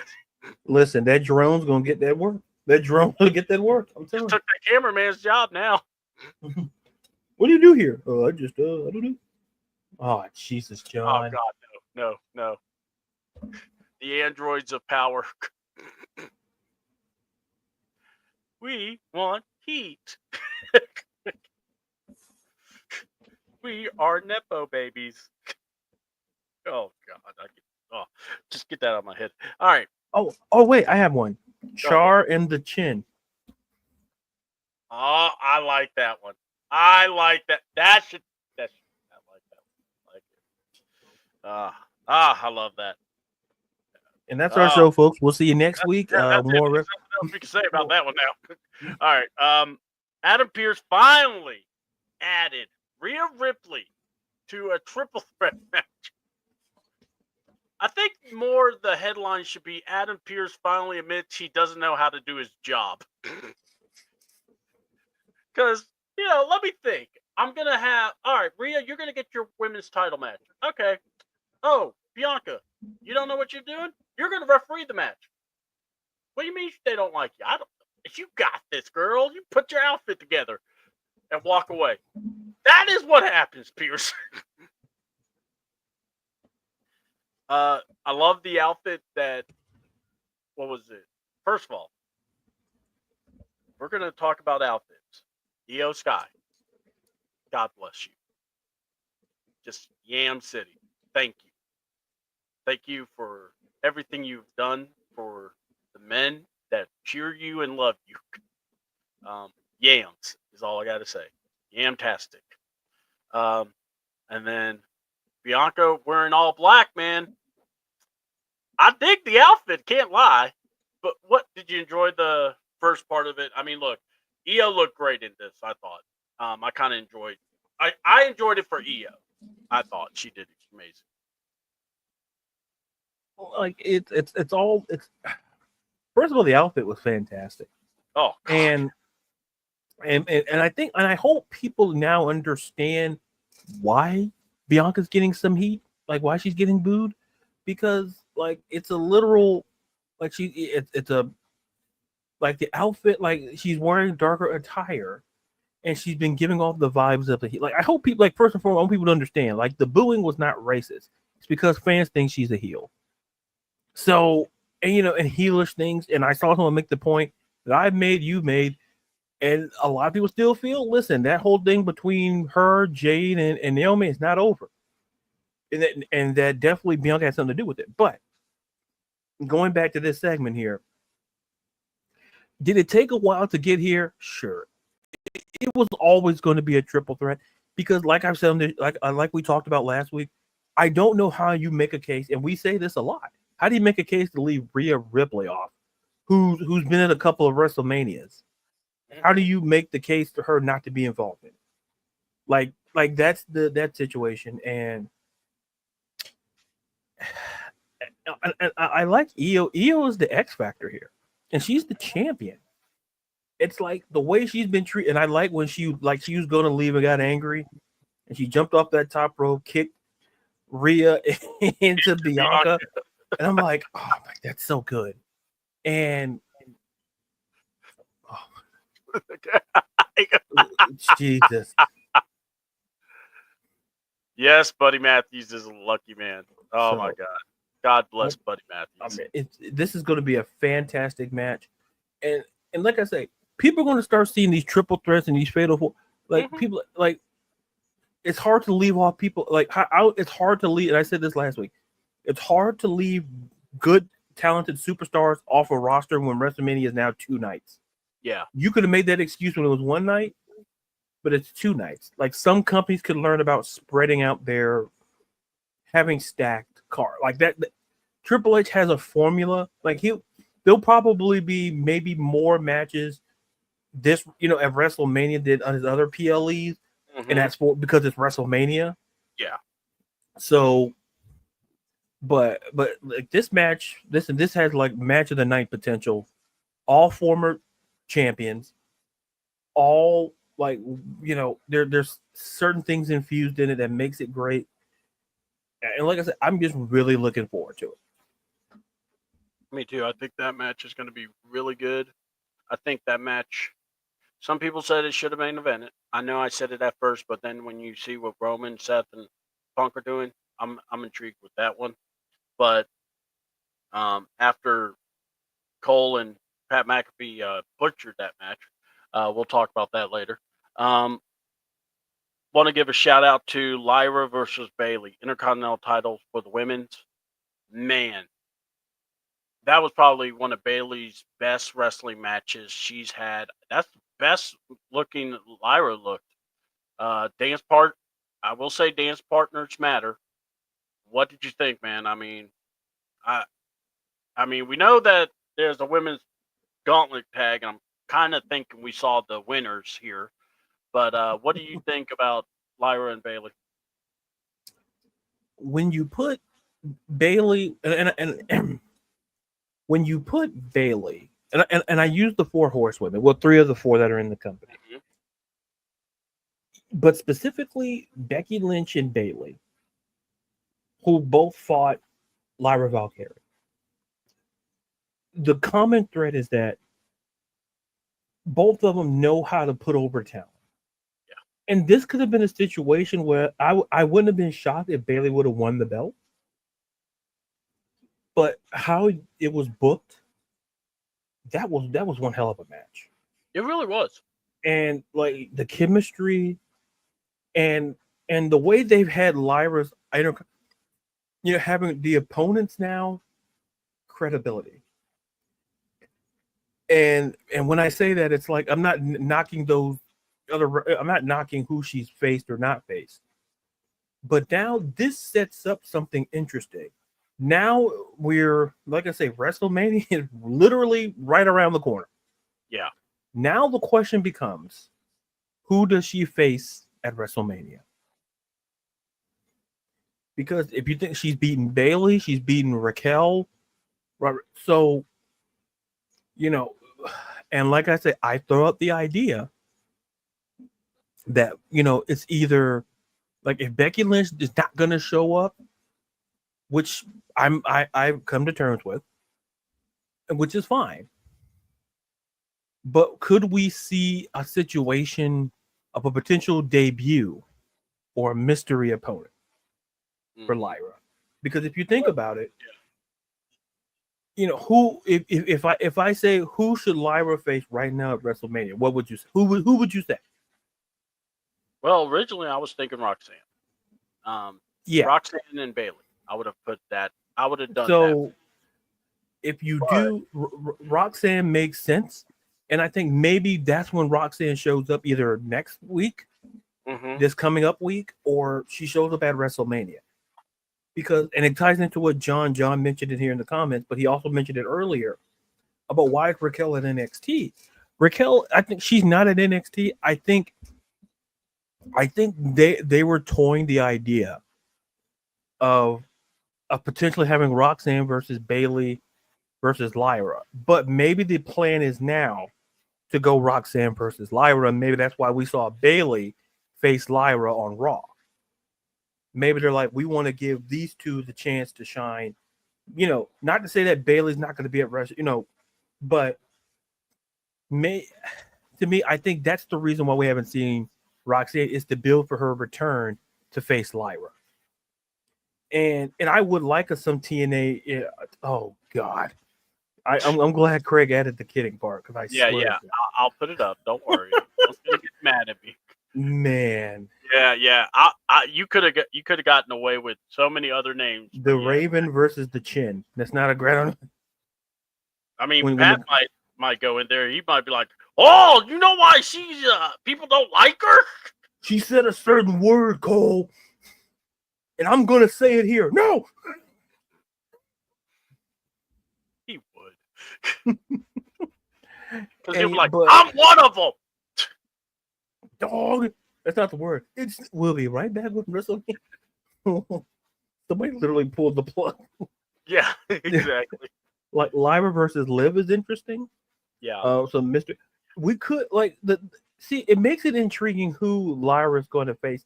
Just like Chelsea Green, just like we don't know. Like there's an idea, but that's what to me now. I'm like, oh, you got to have a set opponent. No, because here's the thing. When Seth Rollins fought Cody Rhodes, like, oh, we all know it's going to be Cody's going to fit, but it was just the build and the hype.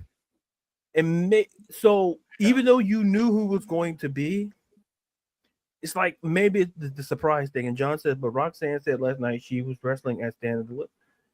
She did say that, but she could also wrestle at WrestleMania too. Yeah, she could pull double duty. She just it's not the venues aren't that. Hold on, let me help you out. Not only that, but Roxanne, if she wrestled, she could wrestle literally what was it? She could wrestle at Stand and Deliver. It's on a Saturday, and then go Sunday. If they decide to do it, they could bring her out Sunday, and she could easily do it. Yeah, I mean, it's It's not like back in the day where WrestleMania was in New York, or was in Los Angeles, and one was in Chicago. But so it's in the same. So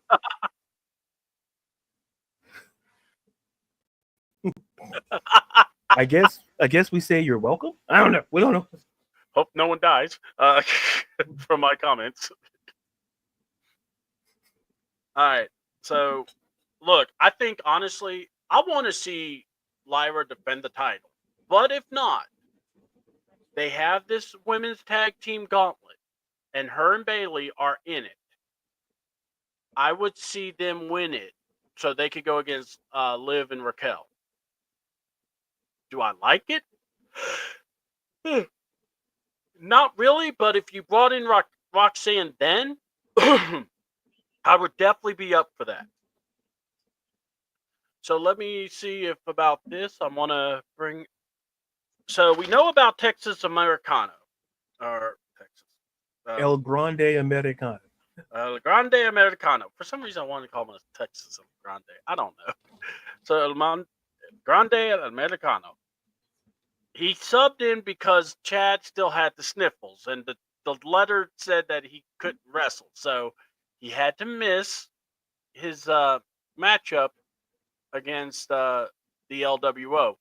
Fun match, but basically the end part was really what people wanted to see. Chad, I mean, Grande decided to. Wait. I don't like what you did there. I don't like what you did there. I don't like it. I don't like I apologize. I say Grande. You're assuming that Chad Gable's El Grande They Americano, look alike. and I think that's not true. We proved that literally that they arrested El Grande Americano while he was being interviewed by Kathy Kelly. And we're giving a felon a chance, so okay. Anyway. Felon, okay, okay. I mean, you said he was handcuffed, taken away by cops. No. Listen, and they dropped the charges, so technically they were expunged, and he's not a felon. Okay. Look, you know what? Tomato. I got you. So look, Grande, not Chad, got a thing in his head that he put. Apparently, Rey Mysterio saw it because he decided to discuss it heatedly with the referee, and Grande headbutted him and knocked him out. And then same to I mean, he did it just like Chad Gable. So I guess Chad may be like someone that he used to look up to. El Grande Americano studies films from other wrestlers, and he happened to study from the great Chad Gable. Okay, I mean, Gulf of Americano. I get it. Truth, Consequences, New York. All right. New Mexico, but okay, continue. I mean, there's both places, so. Let's stick with New Mexico. Now he's trying to one up me. Yeah. I'm gonna talk to my wife, man, after this. But I'm not liking his favor at all now. Let's talk about it, Jay. All right, look. I guess this is the segment. What pissed C Double off with Pat McAfee? Because this idiot did it again. Number one, when people are doing promos, does anyone ever tell Pat to shut the hell up? Because everyone else is quiet. Pat's the damn kid that just wants to have his, Tourette syndrome kick in and go, oh, I can't believe he said that. It's like, unplug his mic. Anyway, so the frat boys, Gunther comes out with the title. They're all disgusted. I get it. Totally fine. Man, I'm getting hungry watching you eat. So, yeah. No, I'm just saying, you could enjoy your food, by the way. It looks amazing. So, got all that going. They showed the replay of what Gunther did to Jimmy. All right. Jay comes down in all black. Okay? What pissed off C-Dub about Pat was him yeeting. Damn right. Thank you. Hold on. I'm getting there. Because everybody wants to go past this point. I don't mind if the fans are yeeting. At least you see, though, Jay isn't. So if Jay's not yeeting, you know shit's about to get real. He comes out to the, goes over. And then there's Pat, who originally was on the desk, by the way. Oh, I see him. Oh, I don't know why he's not yeeting. Maybe he doesn't see me. This idiot keeps on. And then Michael stops and goes, Pat, Jay's not in the mood to yeet. Oh, well, we'll yeet for him. Kill me. Kill me, please. I hate this idiot. I really hate Pat McAfee. I mean, I have to hear the Hall of Fame, a thing I enjoy listening to, because we want to do Pat and Michael's sitcom show versus giving me Corey Graves and Jackie Redmond. WWE, fix this. I would love for Gunther to beat up Pat. I would love for Corey Graves to beat him. I'll take Booker to beat him up. I don't care. Somebody. Because, my God, when Jay is staring right into the soul of Gunther, you got Pat McAfee. Yeah, we're yeeting. Yeah, we're here for you, Jay. Let's yeet, people. Why are they not yeeting?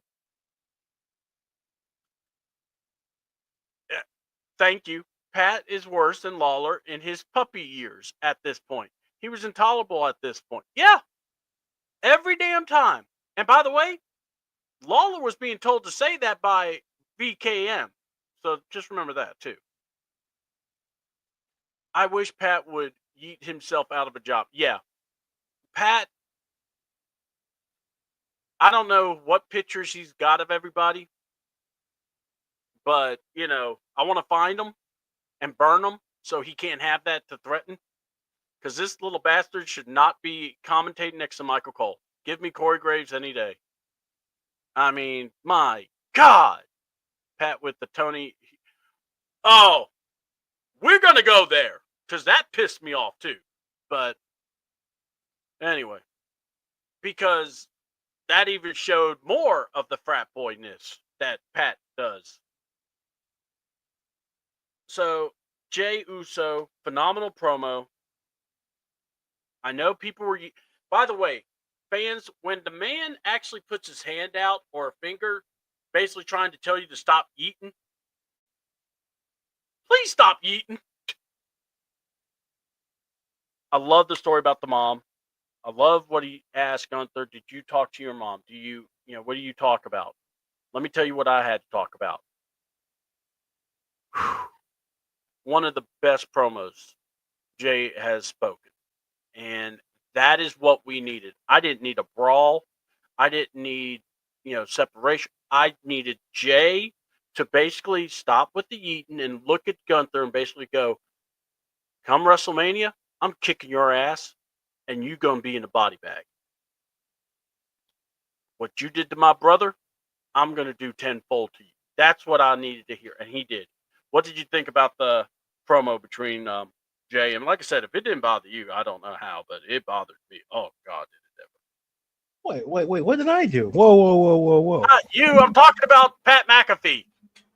Whoa. Hey, first of all, let's lower the voices. I didn't do anything Not to you, but Pat McAfee. No, you elevated your voice at me like I'm Pat McAfee. And I'm like, first of all, there's a whole color thing you got to figure out. And I wasn't talking to you like I was talking well, to Pat. it certainly felt that way. First of all, if I saw Pat, I would be in jail for what I would do to Pat. Jay Cook. My thing is, and I'll be quick because you took up a lot of time on McAfee, which is good. If there was a defining promo, this was it. And we wanted, this was a moment now that WrestleMania is right around the corner. We're going to get, this was the week where we're going to probably get the best we're going to get. Yeah. So, so Tiffany and Charlotte, that's the best you're going to get, folks. You know what? Good luck with that. If they don't put them together at all until WrestleMania, that's fine by me. I'm fine with that. Yeah. That's one situation where I'm like, you know what? I'm good. Less is more. Yeah, it's like, who wants this? Nobody asked. Listen, we can't follow a script. Imagine what's going to happen this time. It's going to be basically whose line is it anyway. But, but going back to this for Jey, you could tell. Let's see. Correct says, Slido, do we see The Rock on the show? That's a great question. I'm gonna. I got an answer for that. I think. I wouldn't be shocked if you didn't, because like I could see it, but because like I said, we probably won't see Cena on the mic. We won't see Cena again until probably WrestleMania. So actually, they confirmed he's going to be on SmackDown next week. Well, so he'll be there. He may not speak, but we'll see. Well, anyway, since someone came more prepared than I am today, so because apparently we don't have meetings anymore. So like I had with my wise man. So anyway, he just sent me all kinds of space. Yeah, wise man. Can we get on that? Yeah, he sent me. I didn't know Cena. Like he could have told me that. Like he sat on privileged information. So maybe look like a stooge. You're not a stooge. Maybe look like Charlotte Flair. Like you didn't know what to do. I just saw it, but still, I'm not animatronic. But still, the point still remains. And maybe some parts I am. But anyway, back to the point. Get me off topic. Back to the point. Jesus. Man, just throw me off. Anyway, if there was a defining promo, it was Jay. And the thing is, and to me, I got, not angry, but that if there was a time for you not to eat, this would have been the moment not to eat. Yeah. Because you could tell that after what happened to Jimmy, that when we saw Jay on Monday, it was not going to be about eating. It wasn't like, here's the thing. Like, notice how he didn't really interact with the crowd. Mm-mm. He was emotionless. He was full of emotion, but he was very emotionless, or whatever the word is. Anyway, but he just lacked emotion, and there was a reason for that.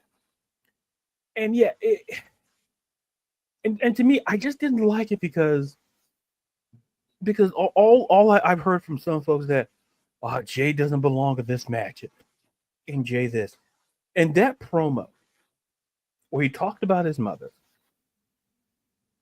and he talked about now it's personal.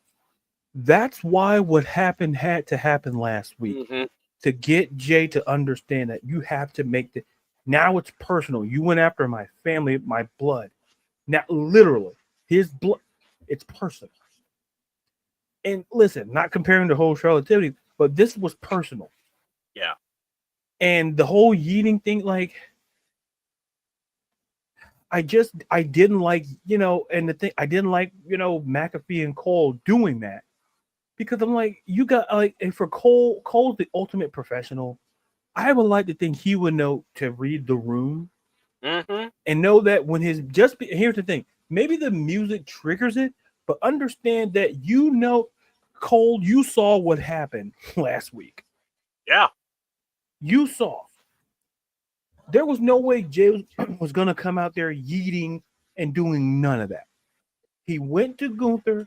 It's personal. It's on site. And like I say, even if we don't see those two interact again, that defining promo by Jay should have not say silenced the critics, but got them to see that Jay's a legit and serious threat to the title. Yeah. Like he's more than a catchphrase. It's like what he did, he crossed the line. And that's what this feud needed, was to make it personal. Because it just felt like Jay was, coming there yeeting and high-fiving everybody. Gunther was always serious. Now, it felt for that promo like Gunther was the one that was laughing. And Jay was the serious one. And that's what's the good thing about a feud, is that even the most, I want to say, I don't want to say comical, but one of the more fan favorites can sometimes be serious. It's like your favorite comedic actor can be serious. I didn't mean to add that as an example. Listen, as great as Jim Carrey was, as funny in Ace Ventura, The Mask, and Ace Ventura 2 or whatever his great comedies, he done great dramatic work, like The Truman Show. Like, excuse me, what's another one he did? Apart from that, the Lemony Snicket, which I thought was a serious role. The Andy Kaufman and Andy Kaufman, Man on the Moon, really good. And I use that example to say that, listen, some of the most guys we see, they're they're inner, they make us laugh, but they can also make you take them seriously. And that, to me, was Jey Uso. Like, Jey Uso was eating, it's just me. He was serious, and he got the crowd to take him seriously. Oh, yeah. And the crowd didn't get upset. The crowd understood. Just like when you watch guys like Jim Carrey, like I mentioned, like comedy, I say this all the time. Guys who comedic actors can drop into a dramatic role, because a lot of comedy is based on drop. So they know how to take that and fuel it to make it drop. So a lot of their comedy that they're making jokes about happened to them in their life or something or whatever, and it makes it dramatic. So they understand how to be dramatic. So just a little nerdy thing that I like. I want to put it out there. No, Now the nerd stuff is over. And wait, still, but you're in the chat too. Interesting. Well, I Well, was I'm trying to get this answering great Grant. speech. I didn't want to interrupt you. Oh no, you've done it before. Ooh. And that's how our match started. Yeah. You interrupted me before. All right, we're gonna sell this at WrestleMania. But that Comedic escalated actors quickly. can be serious. When does that start here? You know, that's a great question. It's I've said serious things. How dare you, wise man? How dare Wise man's cracking on you. All right, even well, look, I think I know what the favor is now. I think the favor is to make CW look good and make me look bad. I think that's what the favor is. I think I'm all putting right, this together. look. Let's talk about this because look. Oh yeah, let's change the subject when I'm making a point. Okay, cool. I want to say this. Jay Uso's promo I was wasn't there. amazing. I hope it's like this. I really do. I hope this match comes off as good as I believe it will be. I believe this match is going to be really good. I think people are going to be surprised by Jey Uso. I think Gunther is going to get the best out of them. They're going to have a hell of a fight match. The moment's going to be worth it. But I'm praying he does not get tight before this Mania. I'm hoping that he could just shake it and he can just perform the way he can. Because he's a damn good wrestler. He's a damn good promo. He's gotten the crowd to feel and to believe in him. You could finish this, dude, and I believe in you. I really do. I just feel like after last year, it was a hardship. Now it's like kind of like that baggage you need to get rid of. And once he can clear that, sky's the limit at least.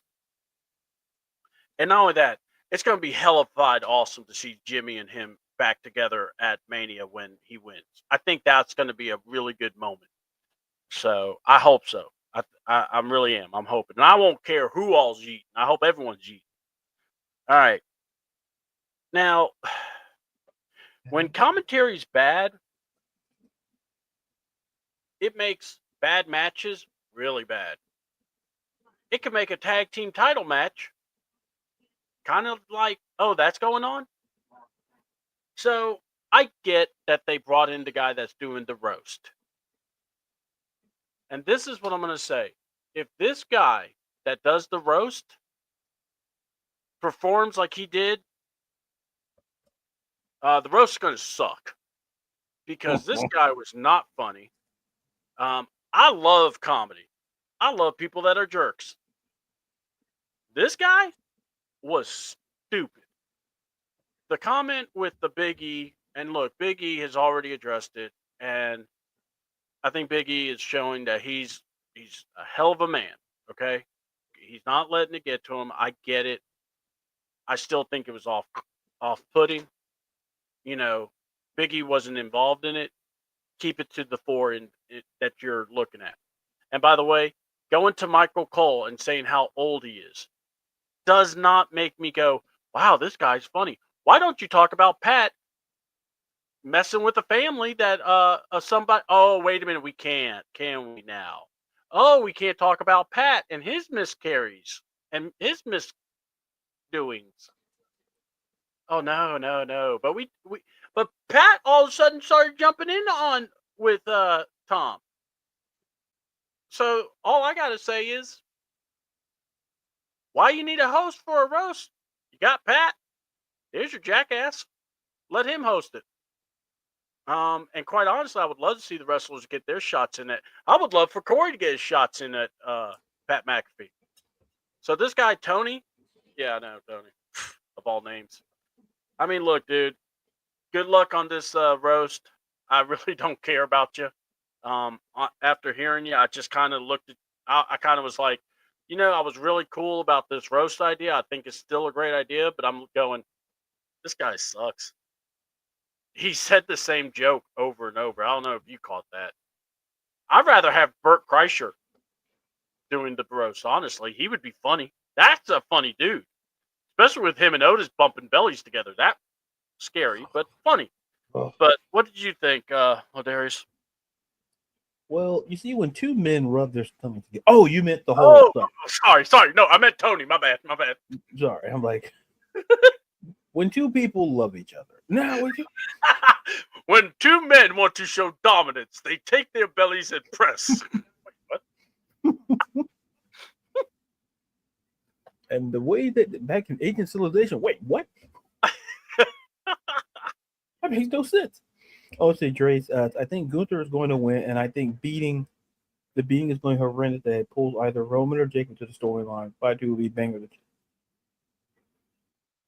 And Devin brings up a great point. Gabriel Iglesias, why is it Fluffy? Yeah. Oh, Fluffy would be hilarious. Fluffy or Bert, I would be down with those two. Heck, both of them. Go ahead, though. No. I forgot the question. Oh, but the whole Tony Hinchcliffe thing, here's the thing. I don't mind a roast.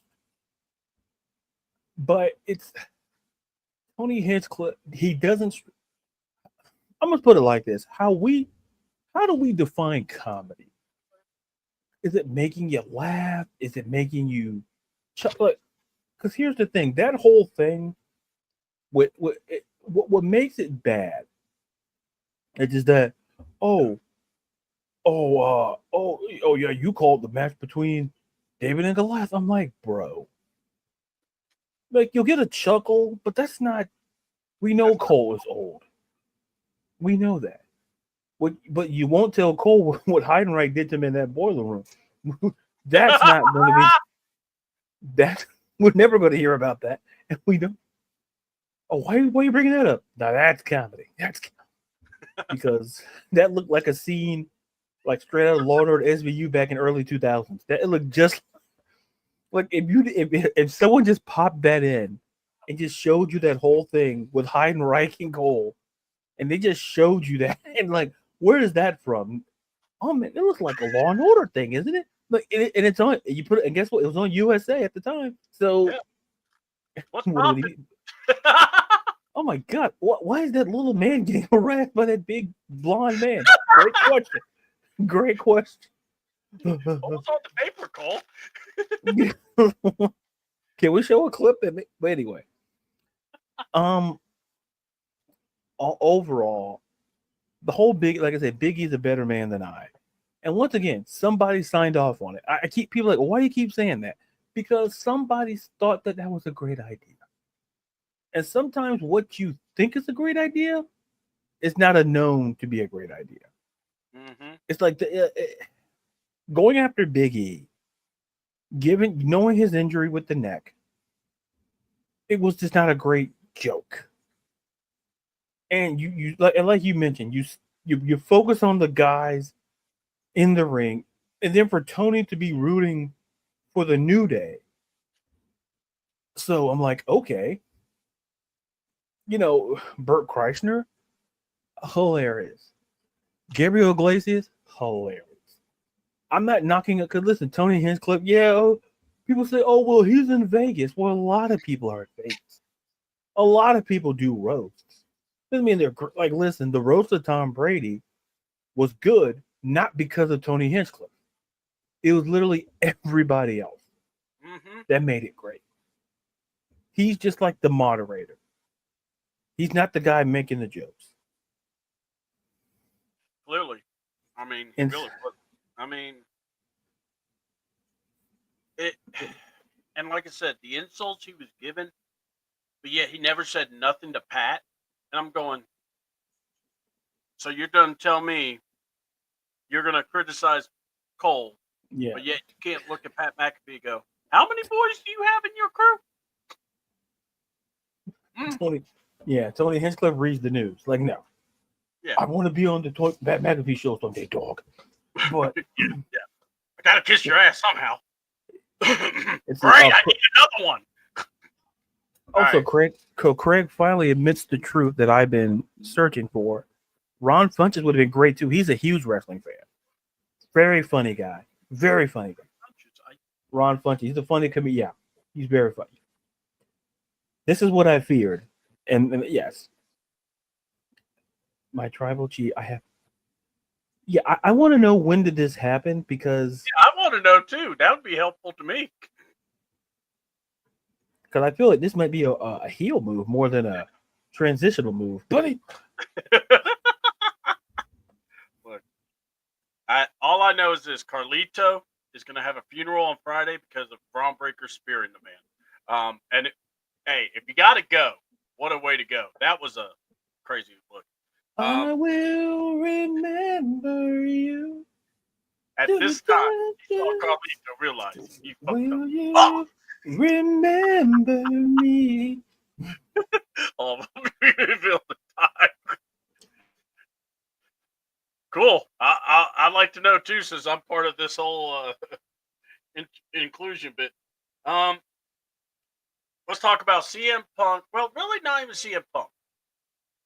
Your boy Seth Rollins or Paul Heyman holding court, and your boy Paul and your boy Seth Rollins. And Seth, this is the Seth Rollins that a lot of people like. The heel version, the manipulating. But now, Ladarius, this is time I need to know, man. What did you think? I thought this was one of the best things on Raw. Next to, I thought Jay's promo, and I thought the women's matches were good. But what did you think about Seth Rollins? Listen, it goes back to what we talked about earlier. Listen, Seth is an integral part of this whole thing, and that promo just kind of proved it. And when the promo, I'm like, okay, it's I think given like it to kind of create something, that's why we got the whole Paul Heyman thing to create something between Punk and Roman, but Seth Rollins has always been the guy. And now the microphone, now we're getting fit. It's simply like this. I enjoyed it because, look, Seth on the mic is fantastic. That's number one. But it's just more, it just put more emphasis on his importance in this match, in the upcoming match between him, Punk, and Roman. And I think what people have to really understand is that, does Seth wearing those costumes? Yeah, or excuse me, outfits. Excuse me. Yeah, but when it comes down to it, the brass tacks, he can get it done in the ring. And then Armadillion Swords, I hope I said that right, says, I think Punk is going to win it. To me, if you ask me today, I don't know who I think is going to win it. I think you can make a case for all Roman for winning it to overcoming it without his advocate. You could say CM Punk could win it because, he had Paul Heyman in his corner. And you could say Seth could win it because Seth finally gets a little revenge against the two guys he doesn't like. Like I said, I'm not gonna say to me, I'm not gonna knock because listen, Punk could there's to using Steiner math, there's a 33.3% chance that they can win this match. So and the other 66.7% they could. So if you use Steiner math, anybody could win. So listen, calculus, tough. Steiner math, tougher. So yeah. So like I say, that promo just kind of solidified what we already kind of felt about Seth's role in this whole situation, in this match. And it was absolutely brilliant. Oh, man. By the way, have you seen the tweet that Scott Steiner put out? That, hey, Braun, I think I need to teach you about the Steiner math of life. Yeah. I hope we get a Steiner math promo before Mania. I don't care if it's cheesy or not. It must be done. All right, so Miss Amanda. So I will say this. Hold on. I think Punk's going to win it, and then Amanda, we don't bring my government. Oh, okay. I'm Chris. My name is Amanda. My son did that. And I'm Chris's WWE Bulldog friend. Yep, she is. Actually, local too. So. So you knew, and I.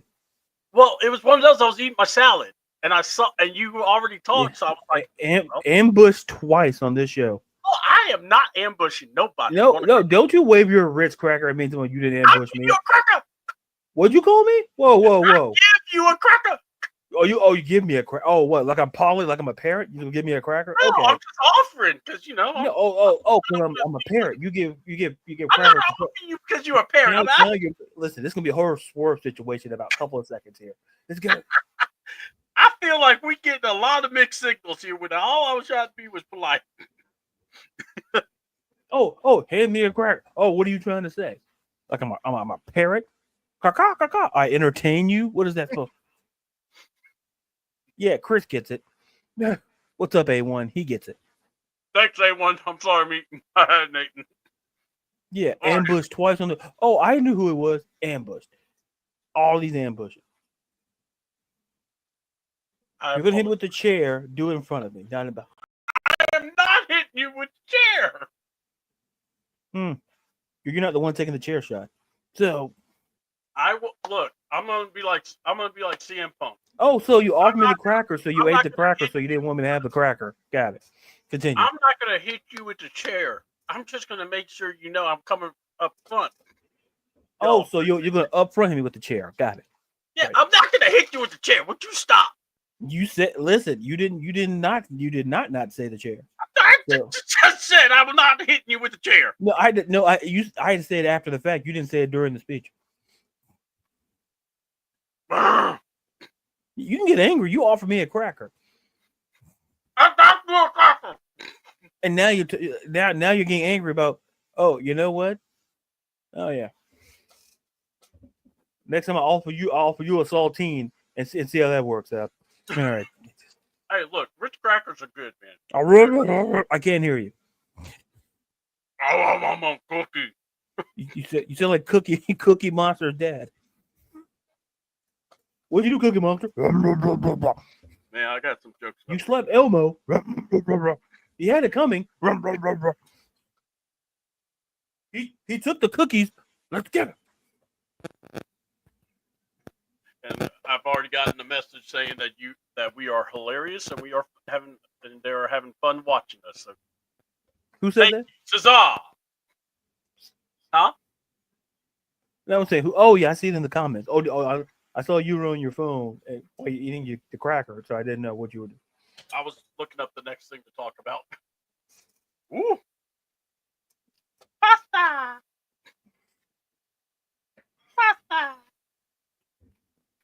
Yeah, folks, I don't know what that is either. All right. So, hold on, I got another one.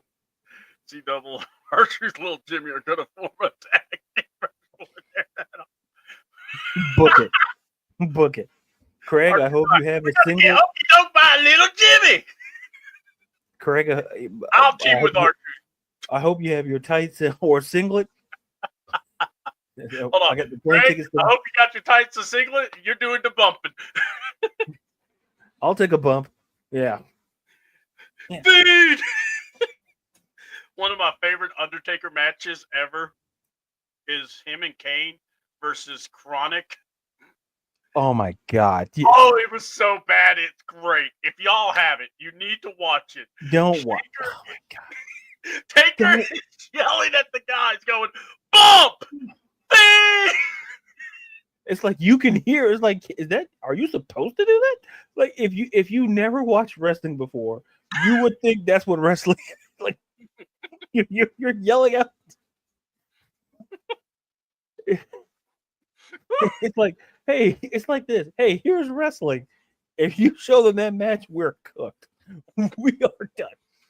Yeah, don't show Taker versus Michaels. Don't show Taker versus Triple H. No, show them Hunter versus. Just show them that. And then what's worse? And then you could go see Goldberg and Taker. But no.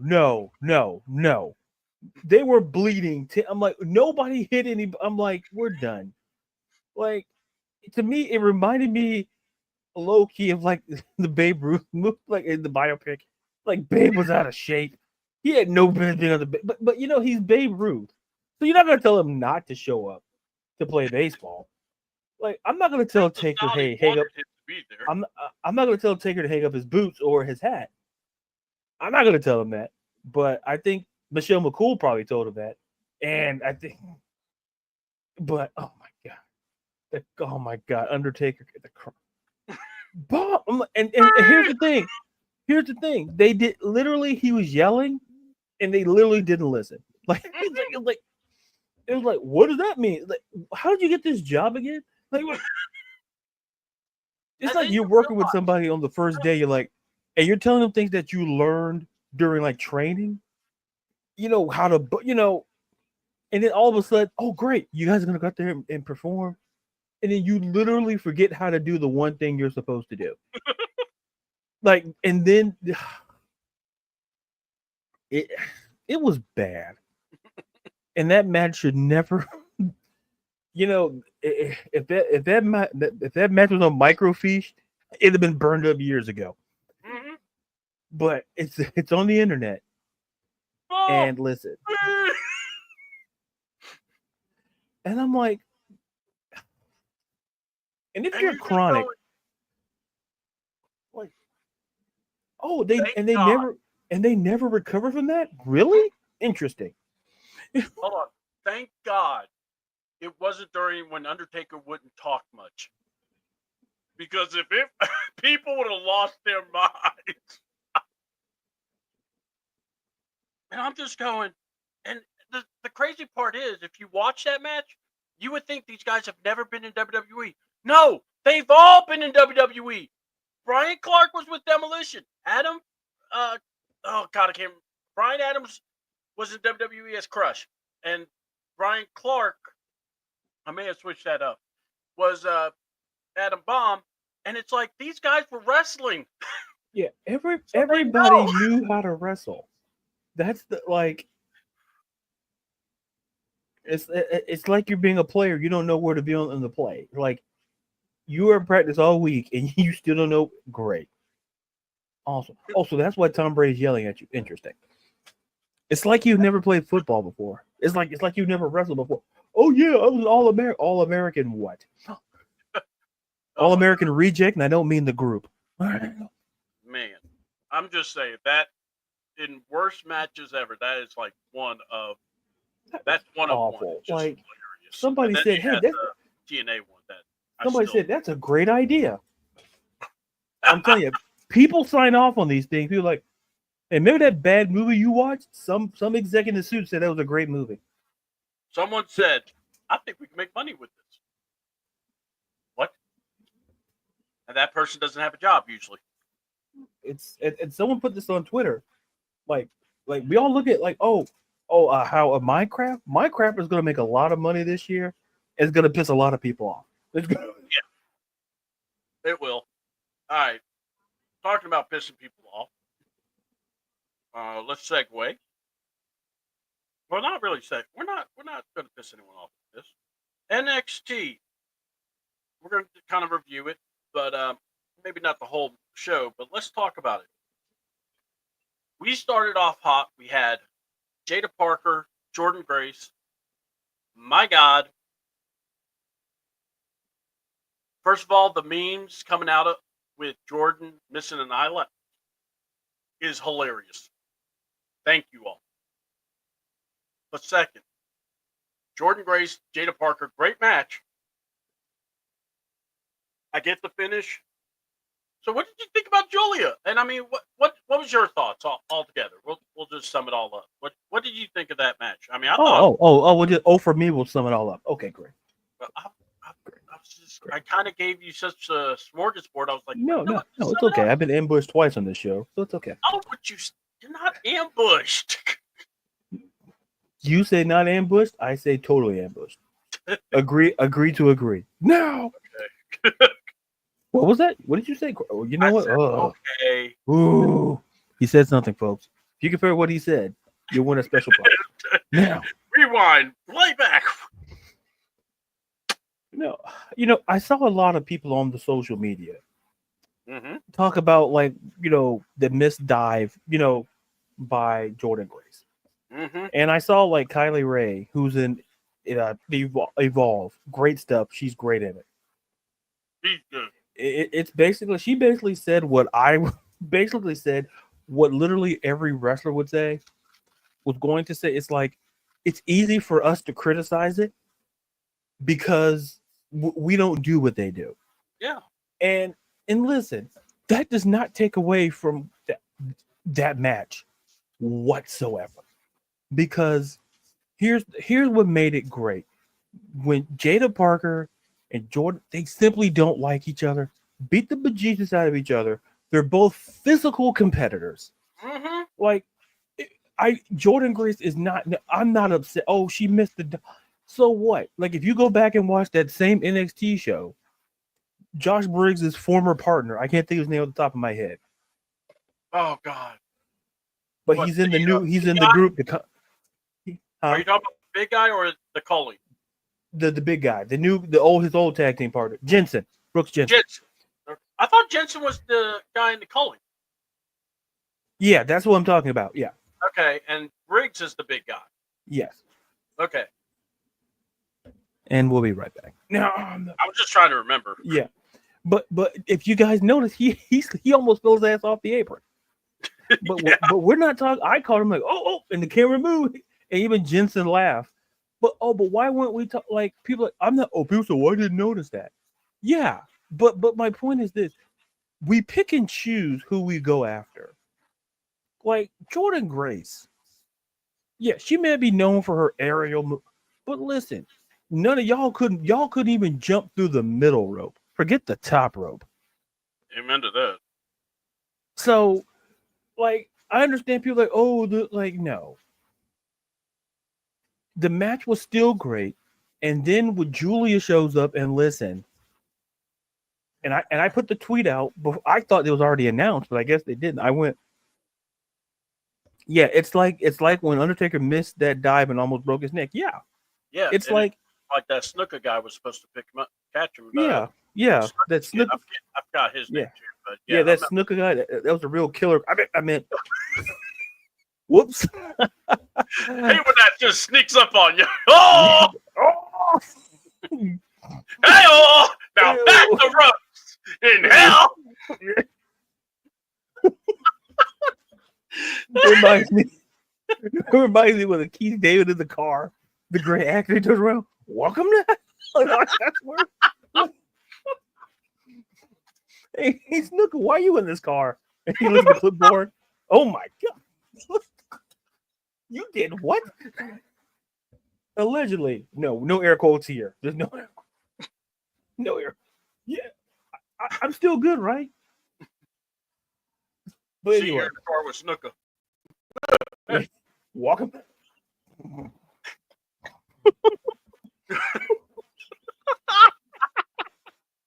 I'm sorry. I just got that in my head now. Get all the roasted peanuts you want.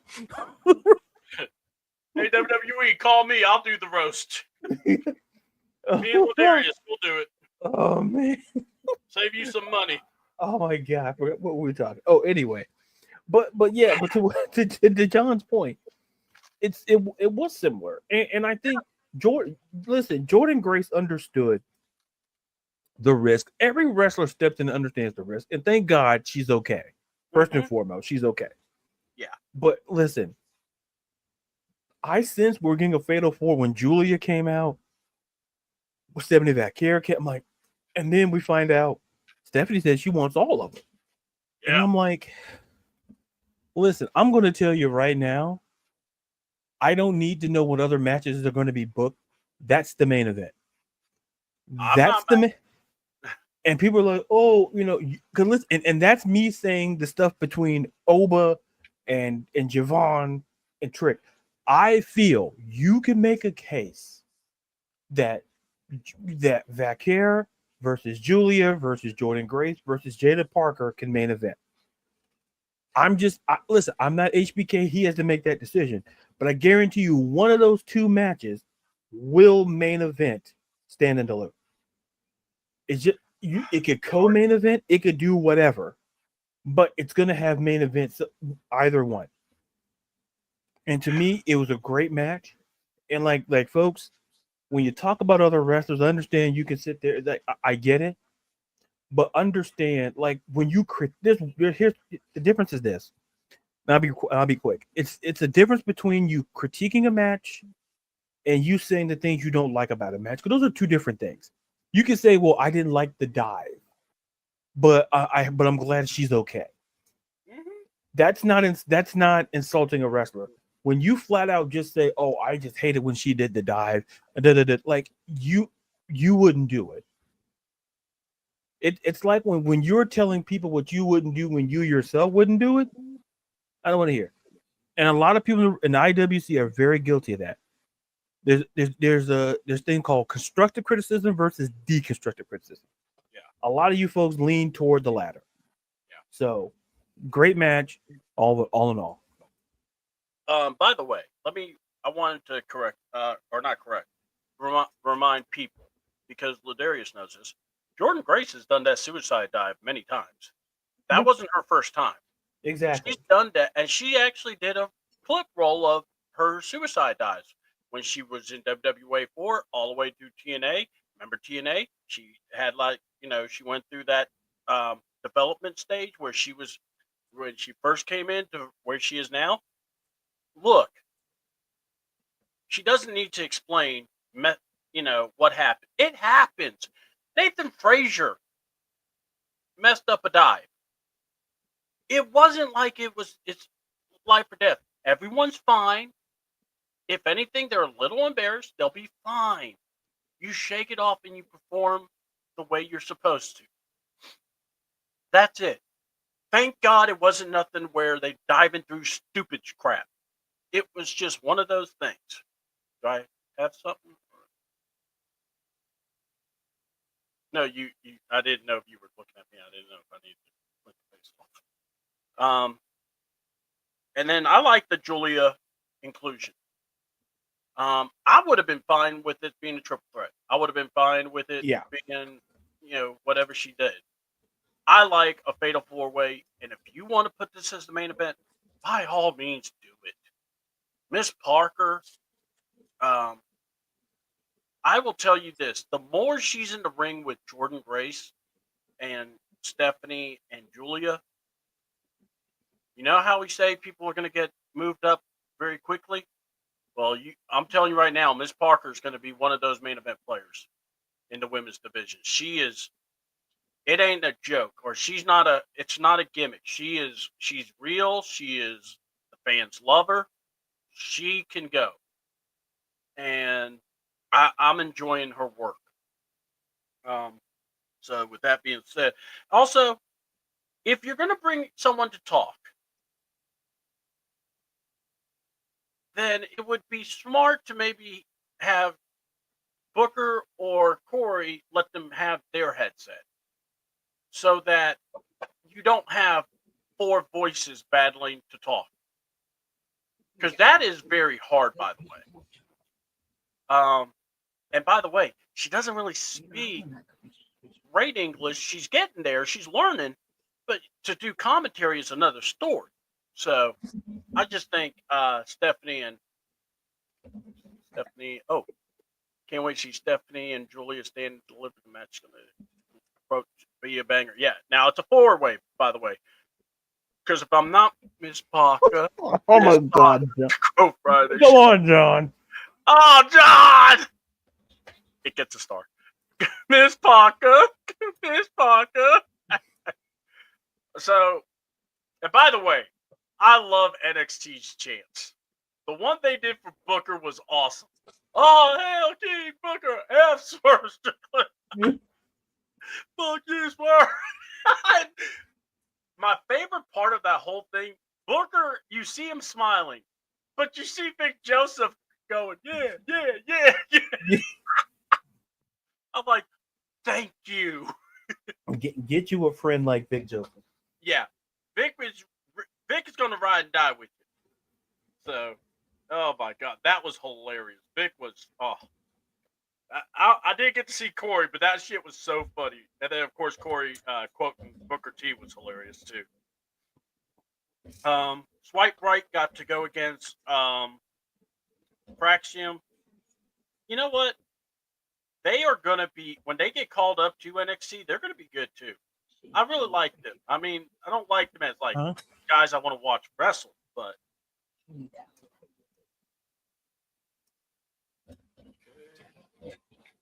Are you Are you there? Oh, I'm sorry, I was distracted by someone here. I'm not gonna say who. Tell my friend, I hey. know where the. See? Mm-hmm.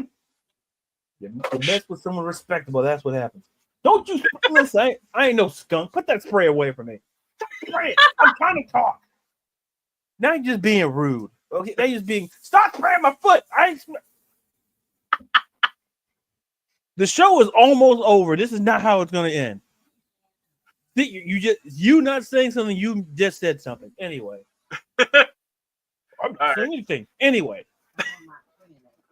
listen. I'm trying to be professional here, and that went out the window the minute you threatened me with spray. But anyway, All right. So I'll tell you what, we're gonna make it quick here. So we got Jalen Nix, Silveruka wrestled. We had what was it? Ren Sinclair versus Izzy Dane. So I didn't talk about the okay. Oh no. We're gonna talk about if you want to talk about the matches. No, cool. go ahead, knock yourself out. I was just saying you're in you're in the first box. I'm just gonna sit here and All right. They qualified for the North American title, but what did you think of the matches that they both had? And did I miss something? Was the Izzy Dane match kind of thrown off? Because I'm still trying to figure it out too. Because people were saying that she didn't do something or something. I don't know if I missed it. So when I watched it, but what did you think of the match? I was impressed with Jasmine Nick, though. By the way, you know, it's an interesting dynamic to have Sol Ruka and Zaharia in the match now. mm-hmm. I think her match was great. And like you said, that swipe right tag team. I want if you have a chance to watch Evolve, please do. It's on as we're talking. So, but you can always watch it after you're done listening to us. So, trying to take away the eyes here, but like to me, it just this whole tournament, it just further validates just how great this women and you can't say it enough how loaded this women's division is in NXT, and you're going to see that again in this NXT in these qualifier matches. And like I'm with you about the Izzy Dame thing. I'm not exactly sure. I'm not 100% on that either. But like I said, just like early off the bat, I could like someone like a Sol Ruga is very interesting to me. Because if you remember when they had like those tryouts for the athletic, she was very good. She's very athletic. She's very good. But I just think I'll put it this way. I just simply believe that I'm curious to see who else is going to fill out the bracket, who's going to fill out the other contestants in this thing, because we have some great matches coming up next Tuesday. This coming up, technically next Tuesday. And like I said, I can't talk about. Listen, all I got to say about Hank and Tank listen. At some point, you got to have that come to Jesus moment where you're like, look, you got to look in the mirror. Look who you taking L's against. Like, what would be even more hilarious is that if they would have fought like Swipe Right next week, and that to me would have been more funny. But them losing to to Brooks Jensen and the other guy, I forgot his name. Apologies to the other guy. But it's like oh, Hank and Tank are gonna win. I'm like, there's no chance. And then kaboom. Like, I just wanted to be personal. Like, listen, I like Hank and Tank, but what I didn't like was the last week where they were dressing like, oh my god, they were dressing like Pretty Deadly. Listen, I don't need listen. Leave it to the professionals. Leave it to Elton Prince. Leave it to those guys. Okay, what's the other guy? Oh my god, I'm blanking on names tonight. That means I gotta wrap it up, and I'm blanking on names. But leave it to the professionals. That's my personal rant about Hank and Tank. Back to you. It's like You know, I just we tried to like bring up you Hank. can't beat. It's like here's the thing. When it comes to Fraxium, like yeah, you heard him. You heard my wise man. I heard. I will not. But wait a minute, wise man, aren't you on his side? You just said in the you know what? I'm acknowledging. Is that a middle finger you're pointing at me? Nope. First, you're number one, bro. Number one, got to represent. Are you pointing? Is that your middle finger? He just pointed his index. He didn't point his middle. Why do you want people to flick me off and disrespect me? What is the what is the? Well, the way you said it. You want people to flick me off like No, I don't. no, I'm like you said that too fast. So you said that way too fast. He showed respect, something that could be learned. Like I'm a respectful person of my community. Nico Vance is his partner's name, by the way. Oh, Nico, thank you. No problem. When I see Hank and Tank, you know what I see? They need to stay in NXT. They don't need to go. You know how some people are like, oh, he's definitely coming up to the main roster. He's coming up to the main. No. I don't want to see. They need to go to Evolve. Let's go. Yes, they could go. They could get called up to Evolve, and then when they can progress as a tag team, then we can talk about them coming up as in NXT. And I'm scared that we're going to get a Hank and Tank versus Fraxium for the titles at Stand and Deliver. I am scared. Who would want? I swear, I don't want that. If that ends in that, listen, I live near Orlando. I'm driving. I'm going down there. And so, listen, I'm gonna do what Io Sky did to Rhea Ripley and the Bianca. I'm gonna start just slapping folks because listen, that's just disrespectful. That's just disrespectful. I'm scared. I'm just telling you, I'm scared. All right. So I'm not talking about the match between Wesley and Iromo, or I don't even know how to say his name. Say his name. You're a journalist. Say his name. Yokosuke or Yoshiki Kiki. Oh, yeah. There you go. I told you I was going to try not to. So sumo guy. That's where I'm going to call him. Yep. Wesley, that was a good match. But before that, I actually liked the 4 men. Well, okay, hold on. I like 3 of the 4 men that came out to try to interrupt Ricky Starks. The one guy should not even be walking close to Ricky Starks. I think Ladarius knows what I'm talking about. But let's just bring it up. So Ricky calls out Ethan Page. We get Lexus King shows up. And then as he's talking, Eddie, I don't need to be here, Thorpe, shows up. Because he says the North American title is his birthright. Anyway. Wes Lee, who has a right to that North American championship because that man put that thing on the map. I mean, I'll say that because he was really good. So they all got into a fight after Page showed up to do the Twisted Grin. I like that he does that, by the way. Also, tell me something wasn't really planned, but tell me it was planned, because the way these 4 guys grabbed the belt at the same time was just very comical, to the point I wanted to look at Lexi King and go, did you forget you were supposed to touch it? I mean, it's not Charlotte and Tiffany bad, but no, it was not. No, nothing as bad as Charlotte and Tiffany. I don't think anything that we're talking about. You know what? Charlotte and Tiffany need to go to NXT to learn how to communicate. We're sending people down. And can take Early Ball. Like, listen. Hey, you can learn some things. How? Yeah, hey, everybody can learn, man. Everyone can learn. It's a learning situation. I mean, there used to be a tree to, I just thought that, I thought Eddie Thorpe's comments were so stupid. I really did. When he's talking, I just was like, another white man trying to take what I was supposed to get. And Wesley's kind of looking over like, bro, you know you ain't going to get this belt, right? Wait, what? Another one? Wesley's probably looking at his guys going, did this cracker just say what I thought he said? How many white men do you think have held that belt? Let's ask that question first. Because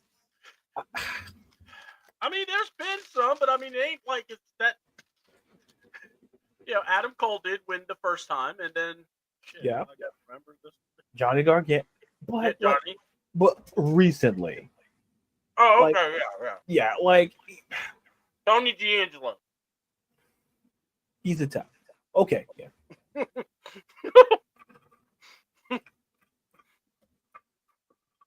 You gotta love Tony D. Him and love Tony D. He was on some show, like Wild Cards on CW. You know? Really? Yeah, they kept promoting it. I just forgot to watch it. But that's on me. I forget to do a. So probably the ahead. funniest 6-man tag I have ever seen in my life. Like 3 of the 4 guys, I'm like, what? I like Dark State. I like the entrance. Yeah. I like their look. They look great. I like that one dude with the overall with the strap down, but he's good. I like him. He was hilarious. And not just that, but he actually had that look of he came off as he kept this team together. Yeah. But I just really enjoyed this team. But what did you think? And of course, let's talk about the end where Oba's so pissed. He comes in, he's beating up everybody, throws one dude onto Trick. And of course, Trick gets mad about it. But it's like, dude, deal with it. It's Oba Femi. But anyway, what did you think about this? I mean, what is your view about this match? And, and of course, the aftermath, if you want to bring that up too, because that was quite interesting too. What? It was, it was what I expected. I had there was no expectation that those 3 guys were never going to get along. Like, there was no, especially when the moment when it came to the tag situation between Trick and Oba.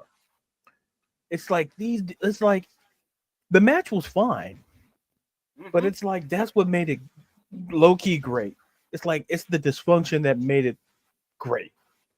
And then they left my guy Javon Evans hanging out to dry, and it's like, Jesus. the guy's trying to make peace takes the, like, listen, that's a life lesson for Javon. If you're the guy that's trying to solve the situation, you're the guy that's going to take the L. Like, it's always going to happen. The other 2 guys don't like each other. They're going to eliminate themselves, which they did by fighting back up the entranceway, and you're left in there with 4 dudes. It was 4 dudes, yeah. 3-on-3, it was 4 dudes. Okay, let's just call it like it is. And listen, they're being built. This is how you build a faction. I'm not gonna, like the whole. It's like you make them look dominant, and they look dominant.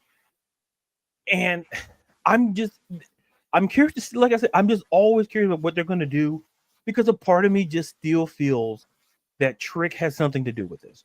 Because he's the guy that gets least attacked when those guys come out. Oba takes the bumps, Javon takes the bump. Yeah, Trick takes a bump, but not as big as Oba and Javon Evans' bumps. So, yep. So what do we think about the most deadliest place, the most dangerous place to fight? NXT parking lot. Hey, listen.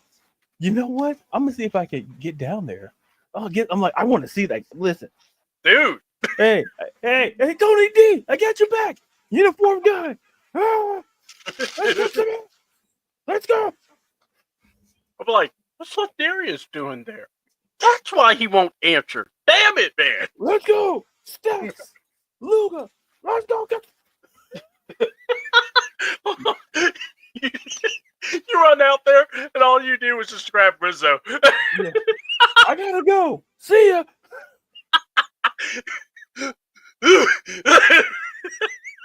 I gotta live. I gotta go. Where are we going? Oh, wait a minute. This parking lot is dangerous for a young lady. Get out. They're my family. It's okay. I got you. I'm now your family. Hey, listen, it's okay. Tony D said to protect. He said to protect the family, and I protected you. I made a business decision and a love decision, and I don't. And my heart nor my mind will apologize for it. My butt. I walked out. Man, where's Ladarius? Oh shit! Schools of me like we go back in old Naples. That's some more. So The word goes something like that. I like the chaos, the controlled chaos between the three, Oba, Trick, and Jay. They were bumping against each other's music. Oba comes out to his own, and I love how he just looks at them both. And I like how it was Javon that was getting pissed at Trick, and then Oba was getting pissed, and then it's Trick getting pissed at everybody, and it was like, it's cool. And then you're right, the guy that wants to try to save this thing is the one that's getting his ass beaten. All I gotta say is this, man. This team, I mean, I'm intrigued by the D'Angelo family because there's 3 of them, and there's 4 of those guys. Is there going to be a 4th person showing up? And no, it better not be Chase U. I mean, that's all I ask. Please don't be What? Andre Chase. What? Listen, Andre Chase redemption arc? Hold on. He rips his shirt. He's got like these tats on. He's got... Is that a tank top? Like what?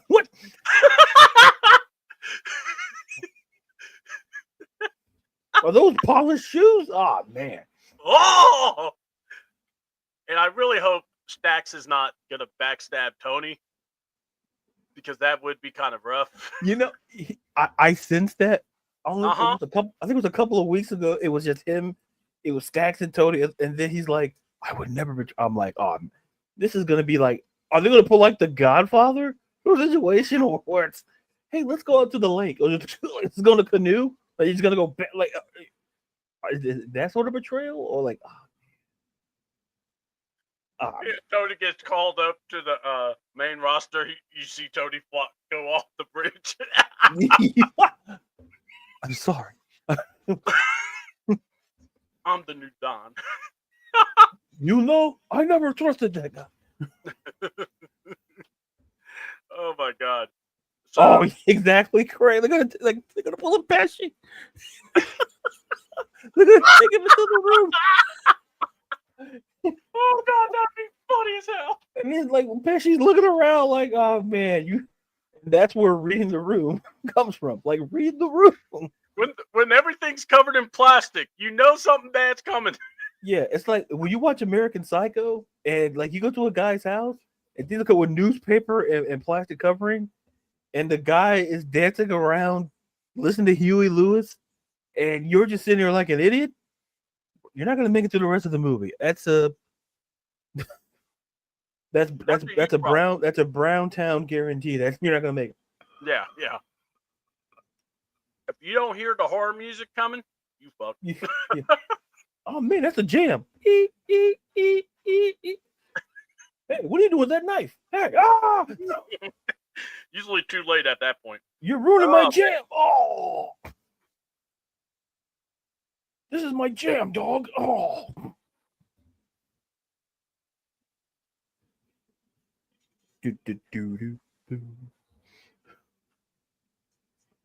Oh my lord. Yeah, Good I'm seeing updates about the AEW and it's like it started with the Death Machine or Death Riders, and then the Young Bucks came out, and I'm like going, guys, stop. I asked my wife, you want to go to Browntown one night? I got kicked out of the house. Damn. Yeah, I wonder why. Man, that wasn't so wise.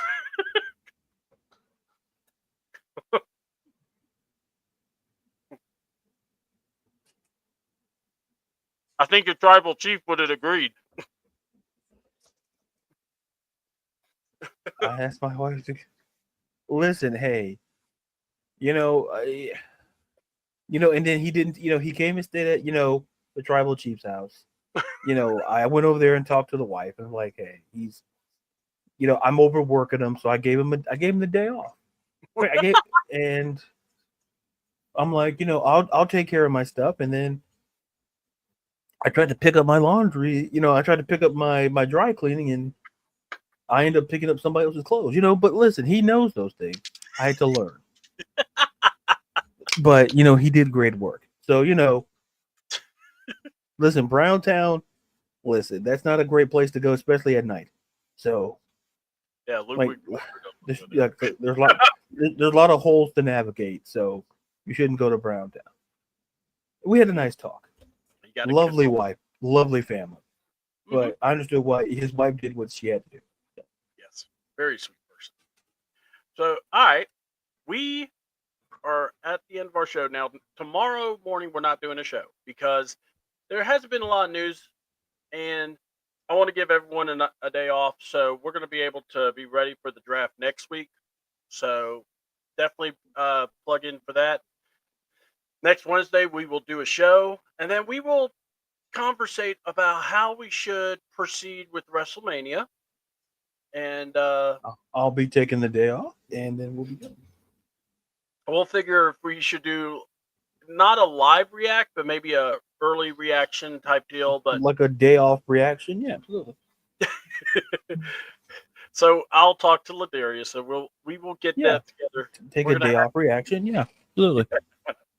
Because I don't think we could do a Wednesday night show to do everything when it comes to WrestleMania, Raw, SmackDown, and all that other stuff. So I think we can, for the people, for the viewers, at least we could do 2 shows. So we'll discuss it. We'll discuss my pay on that. Now, yeah, I know. I know.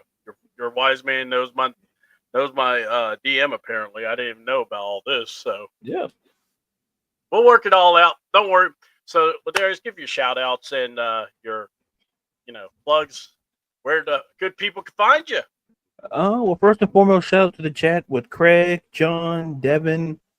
The name that was the you know who that is. Yeah. Amanda, and who Amanda. you know, Chris is the. I don't know, but you know, which I got thrown off. Chris showed up. Let's see. I think I covered everyone. Yeah. Drake. Oh no. Tiffany Elizabeth, I believe, showed up as well. See, clutch paying attention is me. And so thank you, Chad. Thank you all those showing up. Thank you to C-Dub. You can follow me at Twitter and TikTok at @there's_Brown. And at Instagram, there's _Brown, right editor for Beyond Women's Sport. I should have an article about the women's matches at WrestleMania should be coming out next week. So, and just follow me there for any updates and things like that. Once again, thank you to all of you. I'll let you know if I'm doing a show Friday. I don't know, but if not, I'll let you. You'll know sooner rather than later. Yeah. But thank you all for joining, and thank you, C-Dub, once again. Awesome. We're gonna do now next week's show. We will go over the final Raw. We'll go over the SmackDown, obviously, but also just remember, we will be. We'll probably do our predictions. We'll predict the card also here this coming Wednesday. On next week's Wrestle Talk or Wrestle Take. So be ready for that. We'll have a good time with that. I want to thank Craig. I want to thank everybody, really. John, Tiffany, and we had Amanda. We had April Braun. We had A1 Sports, which was Chris. Dre popped in. So John Brooks always. And look, you guys are family to us. We appreciate you. You enjoy wrestling, and we enjoy talking it. So, with that being said, find me on channel C Double or the C Double 28 channel. This is where we talk all our wrestling and football content you'll get. Tomorrow's show, no show, so you don't have to worry about waking up with us. So everyone's off. And next week we'll jump in, and I think we decided was for the next we'll do the draft preview show next Thursday. That's the 17th, and then the 24th, not the 24th, but 25th, we will do a reaction to the draft show, so we don't have to do the same thing over and over. So, all right, so I think I've caught everyone up, and like I said, I'm looking forward to this, man. WrestleMania is coming. It's on the Easter weekend. That's going to be fun because you already know we're all going to have plates. But it's funny. It's on 4/20 and it's Easter. But anyway, we'll get high on the most high. But anyway, with that being said, I'm C Double. Yeah, I know my pastor told me that joke one time. So I'm C Double. That's Mr. Laddie Daddy Ladadius Brown. And we want to thank you so much. That's been Wrestle Talk. We're out. Peace.